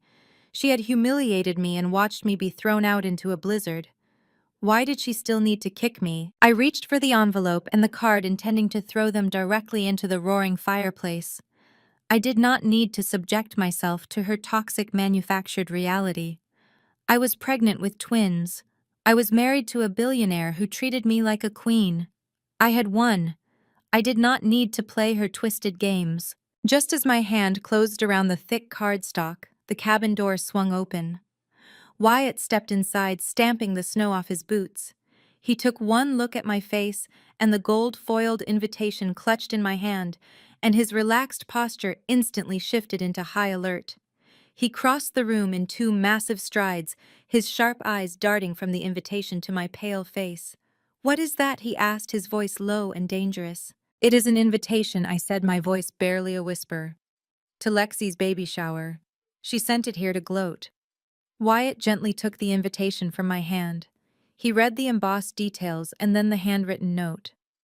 I watched his jaw clench, the muscles ticking rapidly beneath his dark beard. He did not yell. He did not throw the card. He simply placed it back onto the wooden table with a terrifyingly calm precision. I was going to throw it in the fire, I said, wrapping my arms around my waist, suddenly feeling very cold despite the blazing hearth. I do not want to see them.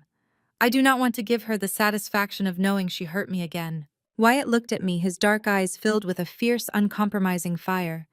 He reached out and gently cupped my face in his large, calloused hands. "Brianna," he said softly, his voice a deep, resonant rumble that sent a shiver down my spine. "You are not going to hide in this cabin. You are not going to let that arrogant child dictate your emotions. You are going to that baby shower." I pulled back slightly, confusion furrowing my brow. Wyatt, why would I do that? Why would I walk into a room full of people who watched Trent destroy me and did absolutely nothing? Because they need to see exactly who they are dealing with, Wyatt replied, his eyes gleaming with a ruthless, calculated intent. They think they broke you. They think they won. It is time we showed them just how wrong they are. He turned and walked toward the bedroom.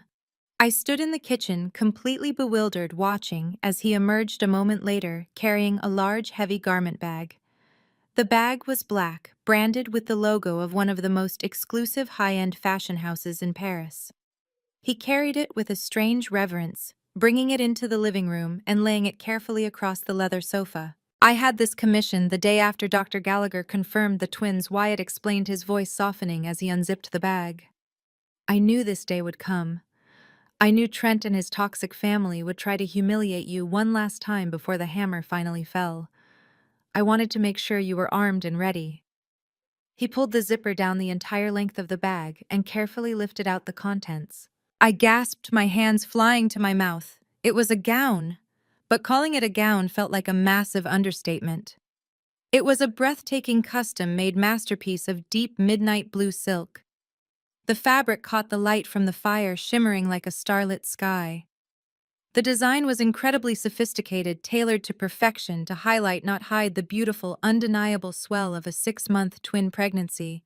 The neckline was elegant, the silhouette powerful, and the sheer quality of the craftsmanship screamed unimaginable, untouchable wealth. "It is beautiful," I whispered, reaching out to touch the soft, cool silk. "Wyatt, I cannot wear this. I will look ridiculous showing up to a baby shower in a couture gown." "You are not just showing up to a baby shower," Brianna, Wyatt said, his voice dropping to a low, commanding register. "You are arriving as my wife. You are arriving as the mother of the Sinclair heirs. You are arriving to claim exactly what is yours." He reached into his pocket and pulled out a small velvet box. He flipped it open, revealing a stunning multi-carat diamond necklace that perfectly matched the midnight blue of the gown.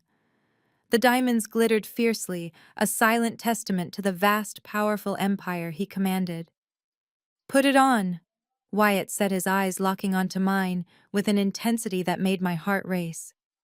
"Put the gown on, Brianna. It is time to give them our first wedding gift." The heavy silence in the ballroom was absolute. It was the kind of deafening quiet that only occurs when a room full of high society elites witnesses a carefully constructed hierarchy shatter into pieces.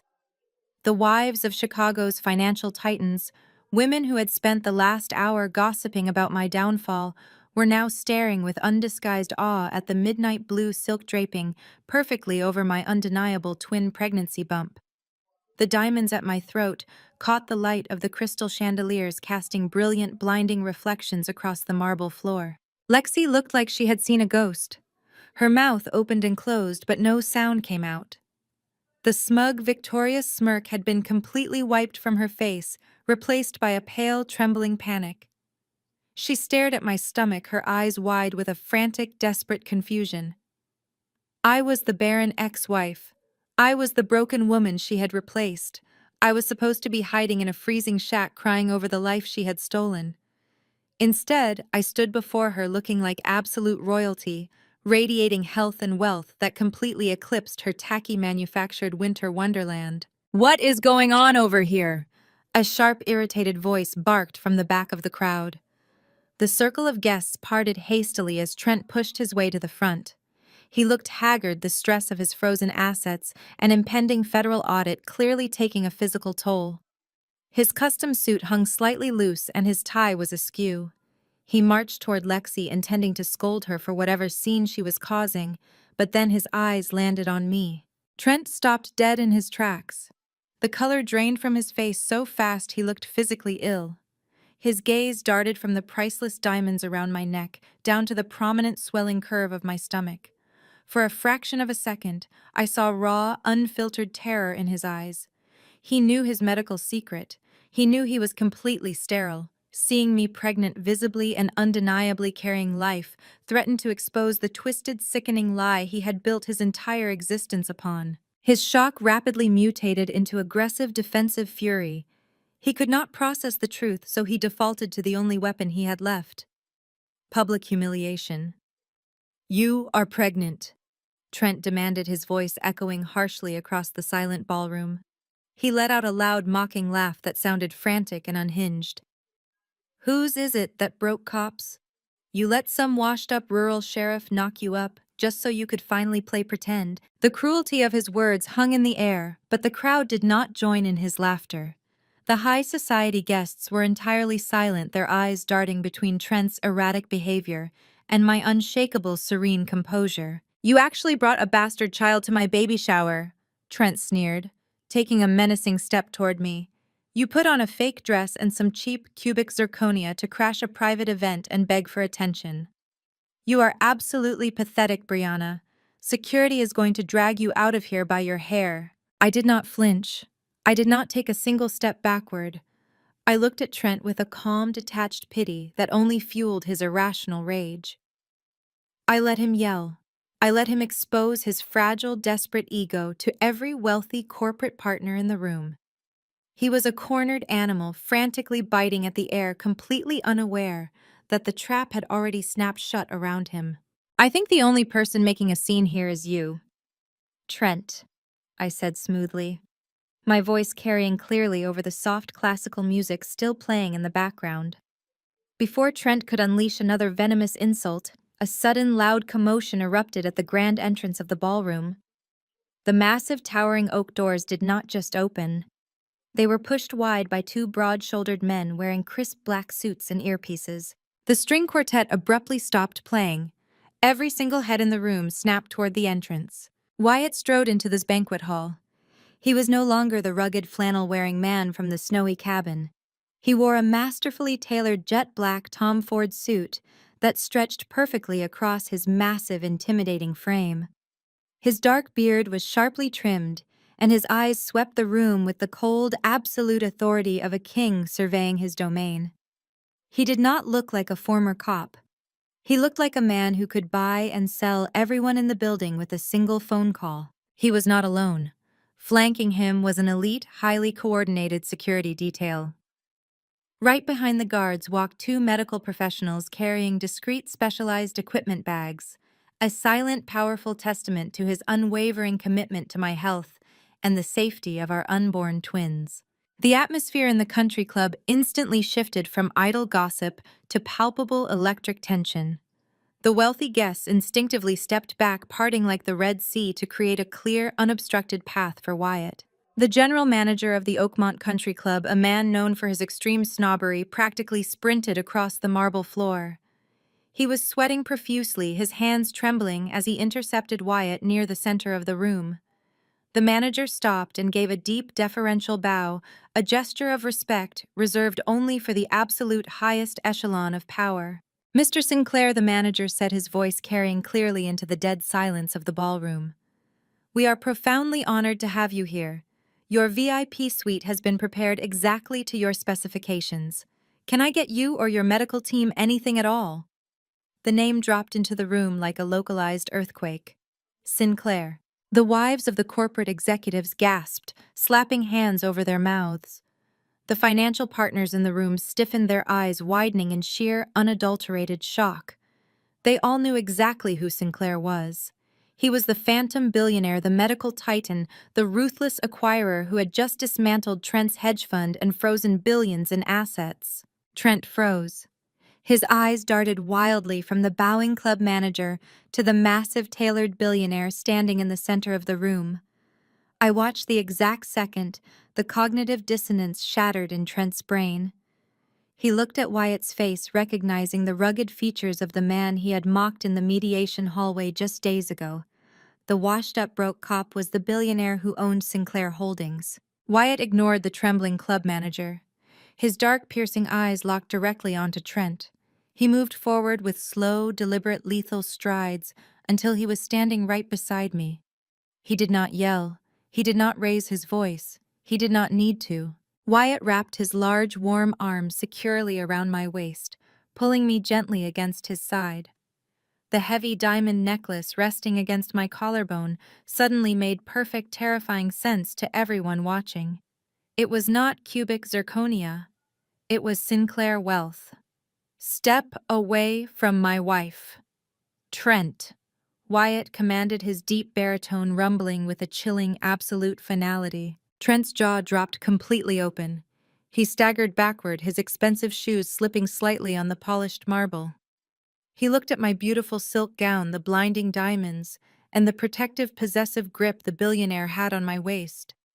He realized in that agonizing, crushing moment that the woman he had thrown out into the blizzard had not just survived. She had married the apex predator who now held his entire financial existence, his freedom, and his future in the palm of his hand. The agonizing, crushing moment hung in the grand ballroom like a guillotine waiting to drop. Trent stood entirely paralyzed, staring at the massive, tailored billionaire holding me with fierce, unapologetic devotion. Wyatt did not gloat. He did not issue any dramatic threats. He simply looked down at Trent with a cold, dismissing finality, then turned his back. Wyatt gently guided me toward the private VIP suite, leaving the entire high society crowd to witness Trent's absolute public destruction.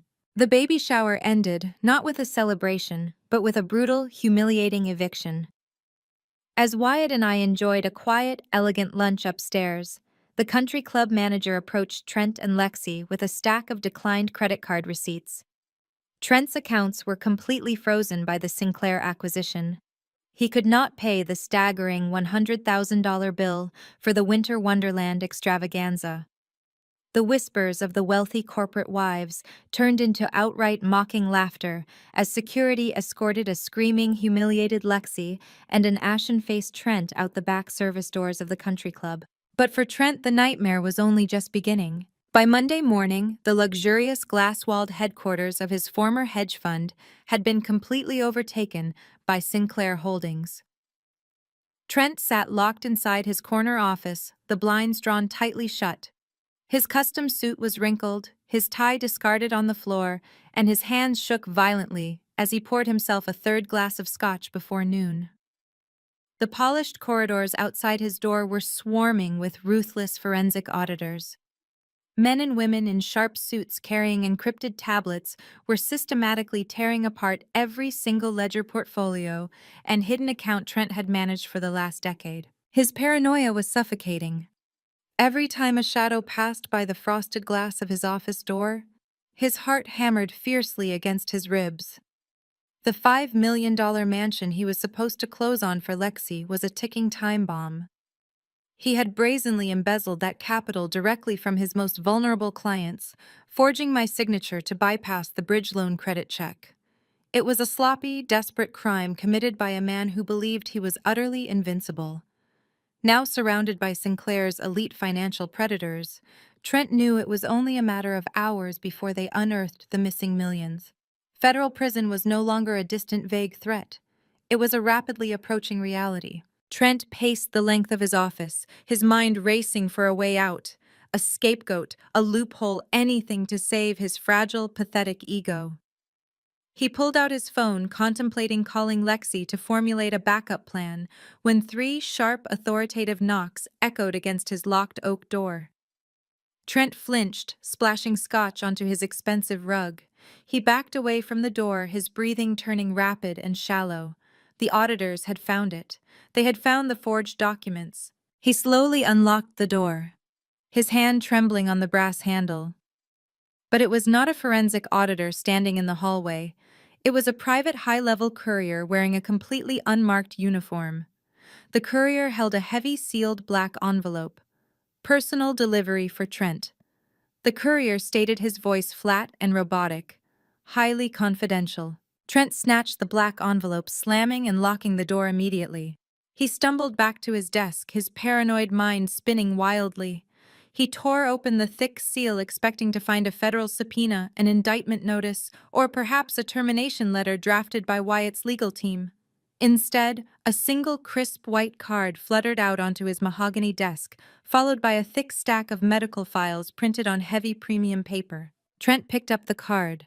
The handwriting was sharp, precise, and entirely familiar. It was from Dion. You thought you could build your pathetic legacy on a foundation of lies and abuse. Dion had written, the ink pressing deeply into the cardstock. You thought you could treat people like disposable trash to protect your fragile pride. Enjoy the absolute truth. You earned every second of this. Trent threw the card aside, his hands sweating as he reached for the medical files. The glossy logo at the top of the first page made his blood run cold. It was the official crest of the Sinclair Elite Clinic. It was the exact ultra-exclusive facility where Lexi had been flaunting her VIP prenatal care, bragging about the luxurious ultrasound suites and the private concierges. Trent frantically flipped through the pages, assuming Dion had somehow illegally obtained Lexi's prenatal records. He thought maybe Dion was trying to blackmail him over the health of the baby. His eyes darted across the dense medical jargon, scanning for Lexi's name, looking for any anomaly in the pregnancy. But Lexi's name was not on the files. Trent stopped on the third page, his eyes locked onto the patient identification block printed clearly at the top right corner. The name typed in bold, undeniable letters was his own. These were not prenatal records. These were the original, unredacted, highly classified urology and fertility reports from the corrupt specialist Trent had bribed 6 years ago.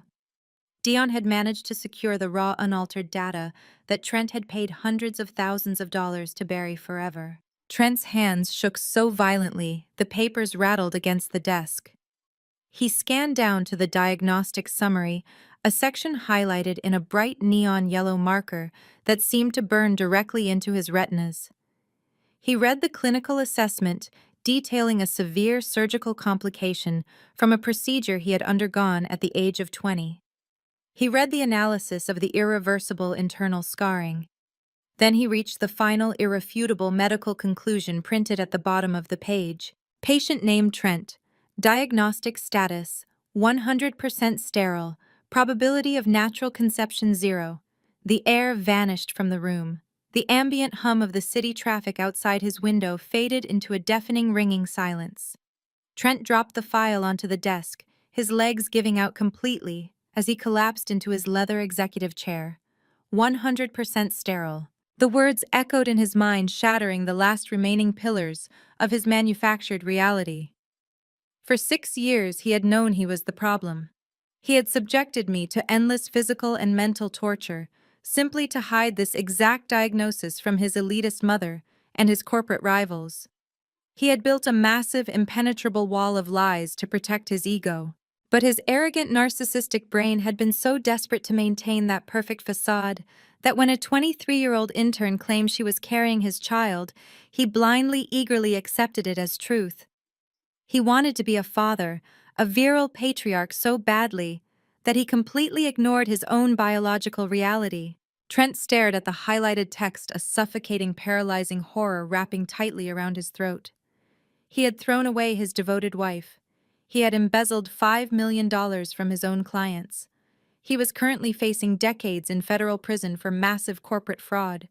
And he had destroyed his entire life to buy a mansion for a woman carrying a baby that was biologically, undeniably, completely impossible to be his. The revelation snapped the final remaining threads of Trent's sanity. He let out a guttural, animalistic roar that echoed off the glass walls of his locked office. He grabbed the scattered medical documents from his desk with shaking, clammy hands and shoved them roughly back into the black envelope. He did not care about the forensic auditors swarming the corridors outside his door anymore.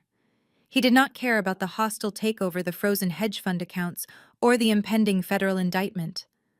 A blinding, deafening rage had completely consumed his mind. His entire existence had been reduced to a single violent objective. He needed to confront the woman who had played him for an absolute fool.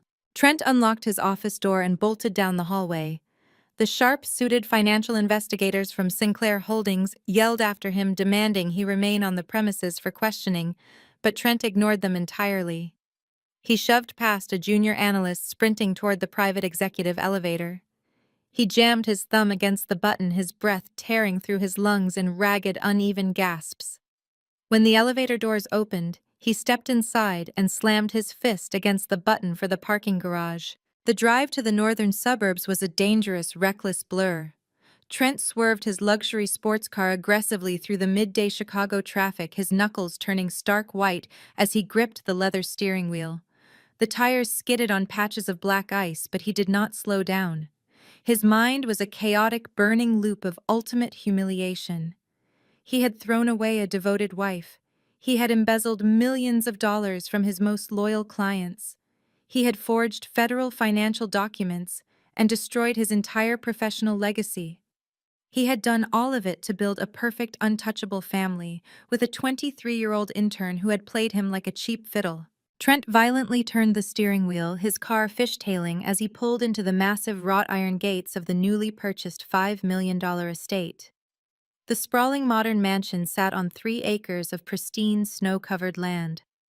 It was a monument to his stolen wealth, a physical manifestation of the catastrophic crimes he had committed.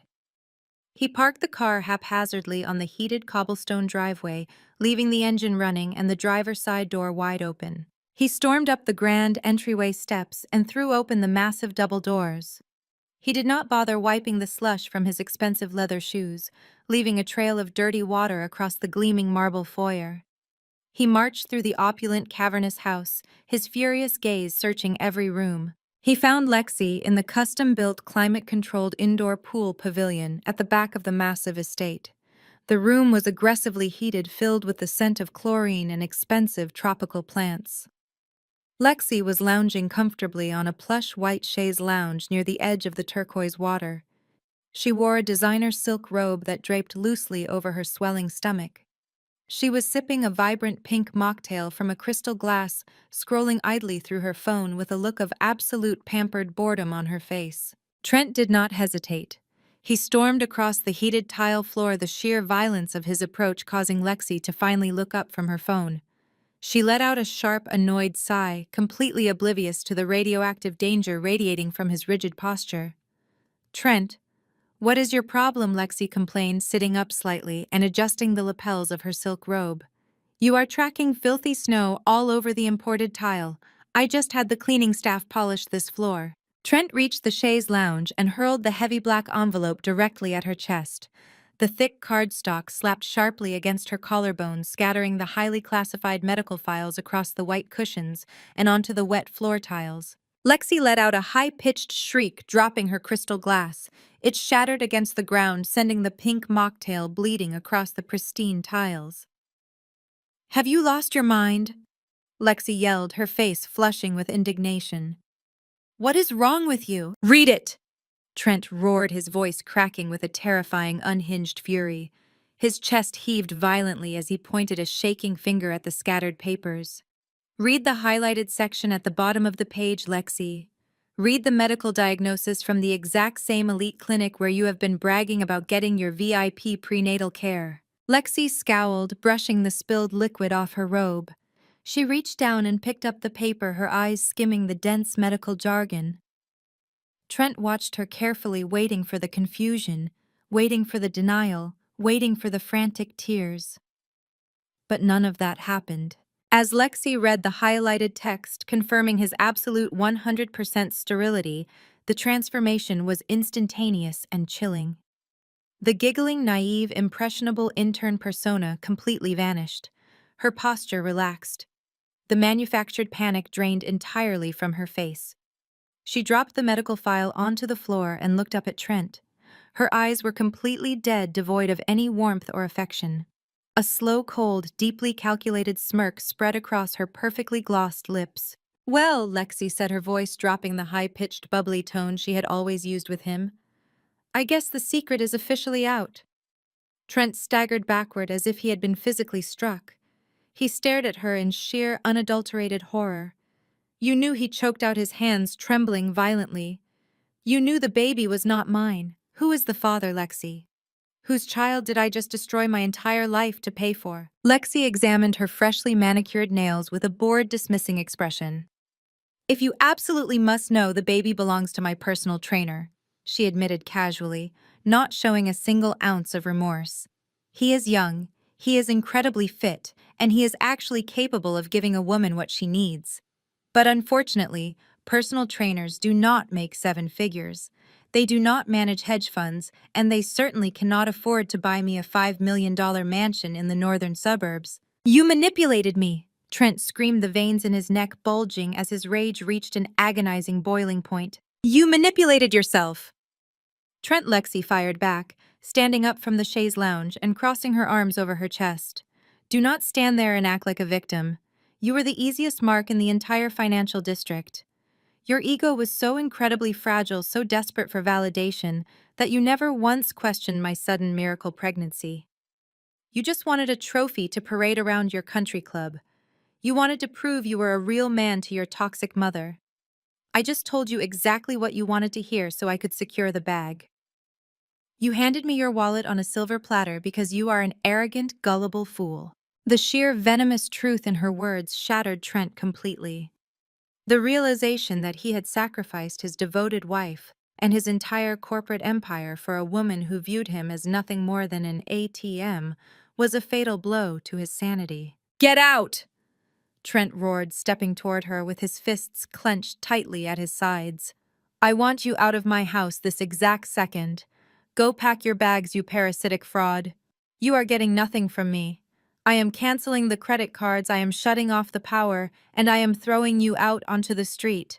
Get out of my house. Lexi did not flinch. She did not run away. Instead, she threw her head back and let out a loud, mocking laugh that echoed sharply against the glass walls of the pool pavilion. She walked confidently over to her oversized designer purse resting on a nearby table. She reached inside and pulled out a thick legal folder bound with a blue ribbon. Your house, Lexi asked, her voice dripping with venomous amusement. I think you need to check your own brilliant illegal paperwork, Trent. She tossed the folder onto the chaise lounge. Trent stared at it, a cold, suffocating dread crawling up his spine. He knew exactly what was in that folder. Lexi took a step closer, her eyes gleaming with absolute victorious malice. You embezzled $5 million from your clients to buy this estate, she reminded him, her voice a cruel, taunting whisper. But you were terrified that Brianna's aggressive corporate lawyers would find the asset during the divorce mediation. You could not risk putting your name on the deed. You could not risk tying the property to your trust fund. So you legally, irrevocably transferred the embezzled funds directly into my private offshore accounts. You put my name and only my name on the deed to this estate. Trent could not breathe. The walls of the luxurious pool pavilion felt like they were collapsing inward, crushing him beneath the weight of his own catastrophic arrogance. This is not your house, Trent. Lexi stated with cold, unyielding finality. I own the deed. I control the remaining cash. You have absolutely no legal claim to this property. If you try to fight me for it, I will gladly hand over the bank transfer records to the federal investigators currently auditing your firm. Now turn around, walk out my front door, and never step foot on my property again. If you are not gone in exactly 2 minutes, I am calling the police and having you arrested for trespassing. Trent stood completely paralyzed, his entire world incinerated into ash. He had mocked Brianna for signing away her assets. He had laughed at her while standing in the mediation hallway. Now the bitter, agonizing truth finally hit him. He had legally handed a $5 million stolen estate to a ruthless opportunist, leaving himself entirely homeless, penniless, and waiting for the federal authorities to arrive. Lexi turned her back on him, picking up her shattered crystal glass from the wet tiles, dismissing him completely from her stolen, luxurious life. Lexi turned her back on him, picking up her shattered crystal glass from the wet tiles, dismissing him completely from her stolen, luxurious life. Trent stumbled backward out of the stifling pool pavilion, his chest heaving, as if he had forgotten how to breathe. He navigated the sprawling, empty corridors of the $5 million mansion he had illegally purchased, the sheer weight of his catastrophic failure crushing him into the imported hardwood floors. When he pushed through the heavy front doors and stepped back out into the freezing Chicago air, the reality of his total annihilation finally settled into his bones. He had no money, no wife, no mistress, no child, and no empire. He climbed into his sports car, gripping the steering wheel with trembling, bloodless hands, knowing that even the vehicle he was driving would soon be seized by federal authorities. Over the next 3 weeks, Trent descended into a suffocating, inescapable hell. The forensic auditors from Sinclair Holdings systematically dismantled every single lie he had ever told. The federal authorities officially moved in, freezing his passports and preparing a massive, inescapable indictment for corporate embezzlement, wire fraud, and grand larceny. Trent was forced to abandon his luxury downtown penthouse and crawl back to his mother's suburban home, a house that was already steeped in its own toxic misery. Dion had followed through on his promise, serving Kendra with ruthless divorce papers and legally protecting his own architectural firm, leaving Barbara and Kendra completely financially stranded as Trent's accounts remained locked in federal purgatory. Trent spent his days pacing Barbara's living room, drinking cheap liquor and watching his legacy evaporate on the financial news networks. He was looking at a minimum of 20 years in a federal penitentiary. His former country club friends treated him like a highly contagious disease. His high-priced defense attorneys demanded a massive cash retainer he could no longer afford. He was completely out of options. But his mother, fueled by a lifetime of arrogant entitlement and blind desperation, refused to accept defeat. Barbara burst into the living room one evening, clutching a glossy society magazine. She slapped the pages onto the coffee table, pointing a shaking finger at a full-page advertisement. It was the Sinclair Health Innovations annual charity gala. This was not just a typical corporate dinner. It was the absolute pinnacle of high society, an ultra-exclusive invite-only gathering of the most powerful billionaires, politicians, and medical titans in the country.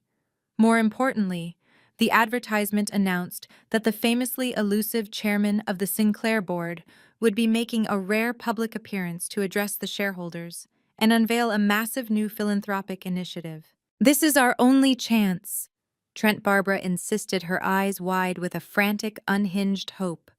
"The chairman is the one who authorized the hostile takeover of your hedge fund.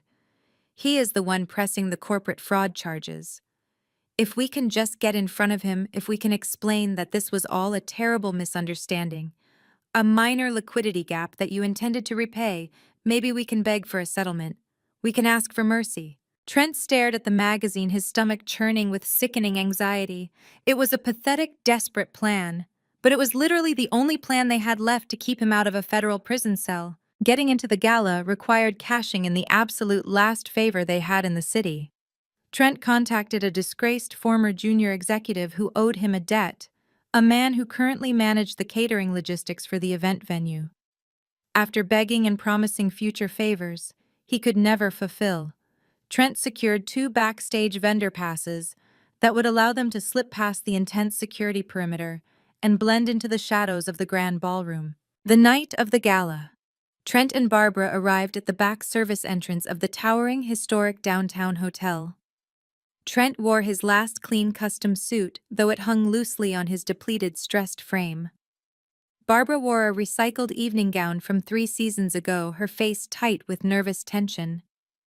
They navigated the bustling service corridors, dodging waiters carrying silver trays of champagne, until they finally slipped through a heavy set of velvet curtains and stepped into the back of the grand ballroom. The sheer, unimaginable opulence of the Sinclair Gala hit Trent like a physical blow. Massive crystal chandeliers bathed the room in golden light. The floral arrangements were towering cascades of white roses and orchids. The room was packed with the absolute elite of the financial and medical world. Trent recognized several billionaires he had spent years trying to court for his hedge fund men, who would not even give him a second glance now. The immense, crushing power of the Sinclair empire was on full display, making Trent realize just how small and insignificant his own stolen wealth truly was. Trent and Barbara hid near a towering marble pillar at the back of the room, their eyes frantically scanning the crowd for anyone who looked like the chairman. Trent clutched his hands together, his palms slick with sweat, mentally rehearsing the pathetic, groveling speech he was about to deliver. He was prepared to drop to his knees. He was prepared to cry. He was prepared to do whatever it took to avoid the cold, brutal reality of a prison cell. Suddenly, the soft, classical music playing throughout the ballroom faded into a gentle silence. The ambient lighting dimmed, and a single brilliant spotlight cut through the darkness, illuminating the grand, sweeping double staircase at the far end of the hall. The master of ceremonies stepped up to the crystal podium, his voice echoing clearly across the hushed, expectant crowd. "Ladies and gentlemen," the announcer proclaimed, "it is my profound honor to introduce the chairman of Sinclair Health Innovations and his wife." Trent held his breath, leaning forward from the shadows, desperate to see the face of the man who held his entire life in his hands. The heavy floor-to-ceiling velvet curtains at the top of the grand staircase slowly parted. Trent felt his heart stop entirely. The air was violently sucked from his lungs. His knees locked, refusing to support his weight. Stepping out from behind the curtains, bathed in the blinding spotlight, was the rugged, bearded man from the frozen cabin. Wyatt. He was not wearing a flannel shirt or snow boots. He was dressed in a razor-sharp, bespoke black tuxedo that radiated absolute, terrifying authority. He moved with the effortless, lethal grace of a king claiming his throne. But it was not Wyatt's presence that shattered Trent's mind into a million irreparable pieces. It was the woman holding his arm. Brianna stepped forward, pausing at the top of the marble staircase. She was wearing a breathtaking custom-made gown that sparkled like crushed diamonds, falling perfectly over the beautiful, pronounced curve of her 8-month twin pregnancy. Her skin glowed with undeniable, radiant health. The Sinclair family diamonds rested heavily against her collarbone, and her posture screamed absolute, untouchable power. Trent stood frozen behind the marble pillar, his mouth hanging open in sheer, suffocating horror. The broke cop he had mocked in the mediation hallway was the billionaire chairman who had decimated his company. And the barren, useless woman he had thrown out into a blizzard was now the most powerful woman in the room, carrying the Sinclair heirs. Brianna did not look at the crowd of cheering billionaires. Her piercing, icy gaze swept over the heads of the attendees and locked directly onto Trent, hiding in the shadows. She looked down at him from the top of the grand staircase, her expression completely devoid of mercy, staring at the shattered, desperate man, like he was nothing more than an insignificant insect waiting to be crushed. If you enjoy stories of profound resilience and perfect justice, what other themes of betrayal and triumph would you like to explore next? The applause in the ballroom swelled into a deafening roar as Wyatt gently guided me down the sweeping marble staircase. With every step we took, the reality of my absolute triumph cemented itself in the room. I was no longer the discarded wife shivering in a blizzard. I was the matriarch of the Sinclair Empire. Down in the shadows, Trent completely lost his grip on sanity. The polished, arrogant hedge fund manager who had commanded boardrooms and belittled my existence was entirely gone. In his place was a terrified, cornered animal facing the jaws of a trap he had set himself. As Wyatt and I reached the bottom step, Trent broke away from the marble pillar. He shoved past a group of startled tech billionaires, stumbling blindly into the harsh glow of the spotlight. Security guards immediately lunged forward, their hands reaching inside their tailored jackets, but Wyatt raised a single commanding finger. The guards stopped instantly, forming a tight perimeter but allowing Trent to approach. Wyatt wanted the world to witness this. Trent collapsed heavily onto his knees right at our feet. The expensive fabric of his suit pooled awkwardly on the polished floor. He looked up at me, tears of sheer panic streaming down his flushed, sweating face. His hands shook violently as he clasped them together in a pathetic gesture of prayer. "Brianna, please!" Trent sobbed, his voice cracking and echoing loudly in the sudden shocked silence of the ballroom. "Please, you have to stop this. You have to tell him to give me my company back. I made a mistake. I was out of my mind. I am so sorry for everything I did to you. Please, I am begging you, do not let them send me to prison." The high society crowd gasped collectively. Hundreds of the most powerful corporate executives in the country watched in stunned fascination as a man they once considered a peer groveled on the floor, openly weeping and begging for mercy. I looked down at him, resting one hand protectively over my rounded stomach.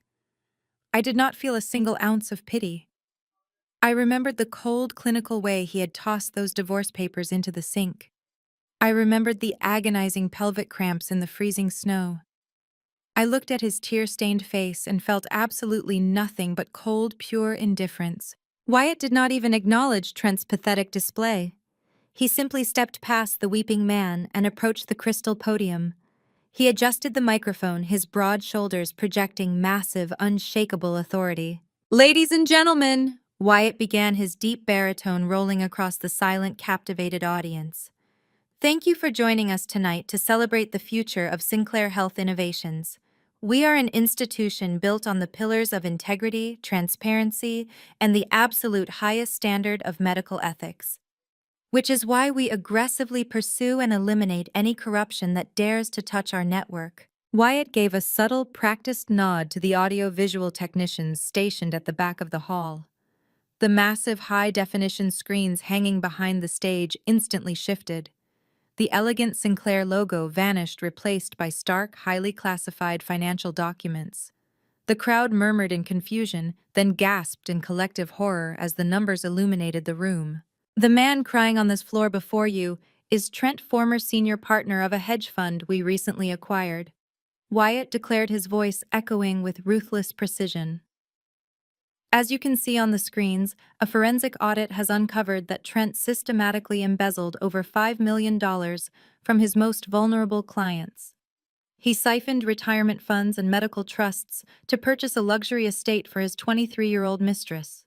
Trent let out a strangled, breathless wail, burying his face in his hands. But Wyatt was not finished. He clicked a button on the podium, and the screens shifted again. This time, the documents were not financial. They were heavily redacted, but unmistakably clear medical records bearing the Sinclair Elite Clinic crest. Trent did not just defraud his investors. Wyatt continued, his tone turning dangerously lethal as he looked out over the crowd. He committed a grotesque, unforgivable act of medical and psychological abuse. Knowing he was 100% biologically sterile from a young age, he bribed a corrupt specialist in our network. He intentionally subjected his devoted wife to 6 years of agonizing invasive fertility treatments, pumping her body full of synthetic hormones, just to shift the blame for his own inadequacy onto her. He tortured the woman he swore to protect simply to preserve his fragile ego. The ballroom erupted in disgusted, horrified gasps. Wealthy women covered their mouths in sheer outrage. Corporate titans shook their heads in absolute disgust. Trent curled into a tighter ball on the floor, weeping hysterically as his reputation, his legacy, and his entire existence were publicly incinerated. From the front row of the crowd, a tall, impeccably dressed man stepped forward into the spotlight. It was Dayon. He wore a sharp, custom suit, looking entirely liberated from the toxic chains of Trent's family. He did not look angry. He looked completely and utterly vindicated. Dion held up a thick, sealed manila folder. He walked calmly toward the stage and handed the folder directly to Wyatt's lead corporate attorney standing nearby. "That is the final authenticated financial audit," Dion announced, his deep voice carrying clearly to Trent, groveling on the floor. "It contains undeniable proof that Trent forged Brianna's signature on the guarantor documents to secure the bridge loan for his stolen mansion. It is over, Trent. Your lies are finished." Suddenly, a frantic, shrill scream pierced the air. Barbara shoved her way through the stunned crowd, her outdated evening gown catching on the shoes of the billionaires she had desperately tried to impress. She saw her golden boy destroyed on the floor, the absolute ruin of her twisted family legacy playing out on the massive screens above. She rushed forward and threw herself onto her knees right next to Trent. But she did not comfort her son. She looked up at me, her eyes wide with a frantic, unhinged desperation. She saw the priceless diamonds around my neck and the immense, untouchable power radiating from my stance. "Brianna, my sweet daughter-in-law," Barbara wailed, reaching her shaking hands out toward the hem of my silk gown. "Please, you have to stop this. We are family. You are carrying my beautiful grandchildren. I always knew you were special. I always loved you. Please show us some mercy. We can fix this. We can be a family again." The sheer audacity of her delusion was staggering. This was the same woman who had driven to my freezing cabin just to repossess my car and call me a toxic weed. I looked down at her grasping, desperate hands, keeping my posture perfectly straight.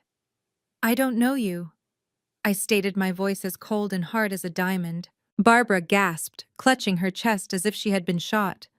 Before she could unleash another hysterical plea, the heavy oak doors at the back of the grand ballroom swung violently open.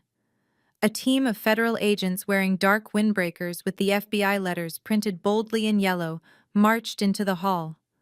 Wyatt's corporate legal team had tipped them off, feeding them the exact location of the fugitive they were building an indictment against. The crowd parted instantly as the agents strode directly down the center aisle. They reached the base of the staircase, completely ignoring Barbara's terrified screams. Two large agents grabbed Trent by the shoulders, hauling his sobbing, limp body off the polished marble floor.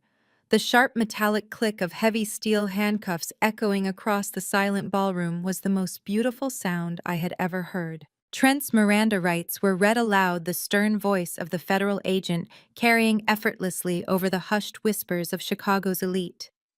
Trent dragged his feet, his custom suit pooling around his ankles as he was physically hauled out of the grand doors. He wept uncontrollably, a broken, pathetic man facing decades in a federal penitentiary. The financial titans and socialites who had once clinked champagne glasses with him merely stepped aside, watching his spectacular downfall with cold, calculated indifference. He had played a reckless game of God with my body and his client's money, and the universe had finally collected its debt. The fallout from that night was swift and absolutely merciless. Trent was denied bail. The sheer mountain of evidence Dion and Wyatt's legal team handed to the prosecutors ensured he would never see the outside of a prison cell until he was an old, forgotten man. But the justice did not stop with him. Lexi learned very quickly that stolen money offers no real protection. Less than 48 hours after Trent's arrest, the IRS and federal investigators descended upon the $5 million mansion she thought she had so cleverly secured. Because the property was purchased entirely with funds directly traced to Trent's corporate embezzlement, the federal government seized the estate immediately. Lexi was given a single hour to pack her designer maternity clothes before federal marshals locked the heavy iron doors, leaving her standing on the sidewalk with absolutely nothing. The personal trainer she had claimed was the real father vanished the second he realized she was broke and entangled in a massive federal fraud case. Lexi was forced to move back into a cramped, dilapidated apartment in a terrible neighborhood, raising a child in the exact poverty she had maliciously mocked me for. Barbara and Kendra met an equally satisfying fate. With Trent's assets frozen and seized, the endless river of unearned wealth that funded their toxic lifestyle instantly dried up. Dion finalized his divorce with lethal efficiency. Protected by his ironclad prenuptial agreement, he walked away with his highly successful architectural firm and full custody of his young daughter, citing Kendra's complicity in fraud and her highly unstable living environment. Without Dion's income or Trent's stolen hedge fund money, Barbara and Kendra were evicted from their sprawling suburban home. The two women who had driven to a freezing shack just to call me a toxic weed were forced to sign a lease on a tiny, miserable one-bedroom apartment. Stripped of their country club memberships and high society status, they spent their days trapped in that cramped space, viciously blaming each other for their total annihilation. 2 years later, the bitter memories of that winter felt like they belonged to an entirely different lifetime. The morning sun poured through the massive bay windows of our sweeping estate, casting a warm golden glow across the nursery. I stood near the crib, looking down at two perfectly healthy, beautiful sleeping babies. The pregnancy had been a flawless, closely monitored journey. Surrounded by the absolute best medical team in the world, at the Sinclair Elite Clinic, I had safely delivered our twins, a boy and a girl, without a single complication. They were the absolute light of my life, breathing, thriving proof that my body had never been broken. I was no longer just a digital marketing specialist trying to appease a narcissistic husband. I had stepped fully into my power.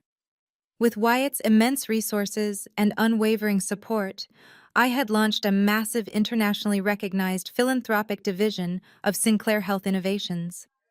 As the head of the foundation, I directed millions of dollars toward providing elite legal representation and top-tier medical aid to women facing reproductive coercion, medical gaslighting, and domestic abuse.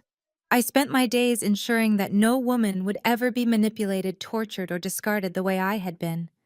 I turned my deepest trauma into an impenetrable shield for thousands of others. I walked out of the nursery and stepped onto the expansive stone balcony that overlooked the rolling green hills of our private estate. The warm summer breeze caught my hair as I leaned against the marble railing, taking in the perfect, peaceful sanctuary we had built. Down on the manicured lawn, Dion was laughing loudly as he threw a baseball back and forth with his daughter. He had remained one of our closest friends and a trusted ally, thriving in his newfound freedom. His architectural firm had partnered with Sinclair Holdings to design state-of-the-art safe housing facilities for the women my foundation rescued. He looked lighter, happier, completely unburdened by the toxic family he had rightfully left behind. I heard the familiar heavy footsteps behind me. Wyatt stepped out onto the balcony, his broad chest radiating that deep, comforting warmth I had fallen in love with in a freezing cabin 2 years ago. He was holding both of our babies, cradling them effortlessly in his strong, muscular arms. He walked up beside me and pressed a soft, lingering kiss to the top of our daughter's head, then leaned down to kiss our son's cheek. The rugged, fearsome billionaire looked at his children with a tenderness and devotion that completely defied words. He wrapped his free arm securely around my waist, pulling me tight against his side. We stood there together in comfortable, absolute silence, watching Dion run across the grass with his little girl. I looked out at the vast, sunlit horizon, feeling the steady, powerful heartbeat of the man who had pulled me from the ice, and the soft breathing of the children I was told I could never have. I looked straight ahead, a profound, unshakable peace settling deep into my bones. He told me I was a barren wasteland. He didn't realize that when he threw me out into the cold, he planted me in the exact soil I needed to conquer the world. Brianna's journey teaches us a profound lesson. Rock bottom can be the exact foundation needed to build your greatest triumph. When she was cruelly discarded in the freezing snow, it felt like the absolute end of her story. Instead, that devastating betrayal became the ultimate catalyst for her to discover her true power and worth. We often view rejection as a reflection of our inadequacy, but sometimes it is simply life forcefully removing toxic elements to make room for genuine love and undeniable success. Have you ever experienced a painful rejection that ultimately led to your greatest victory? Share your story in the comments below.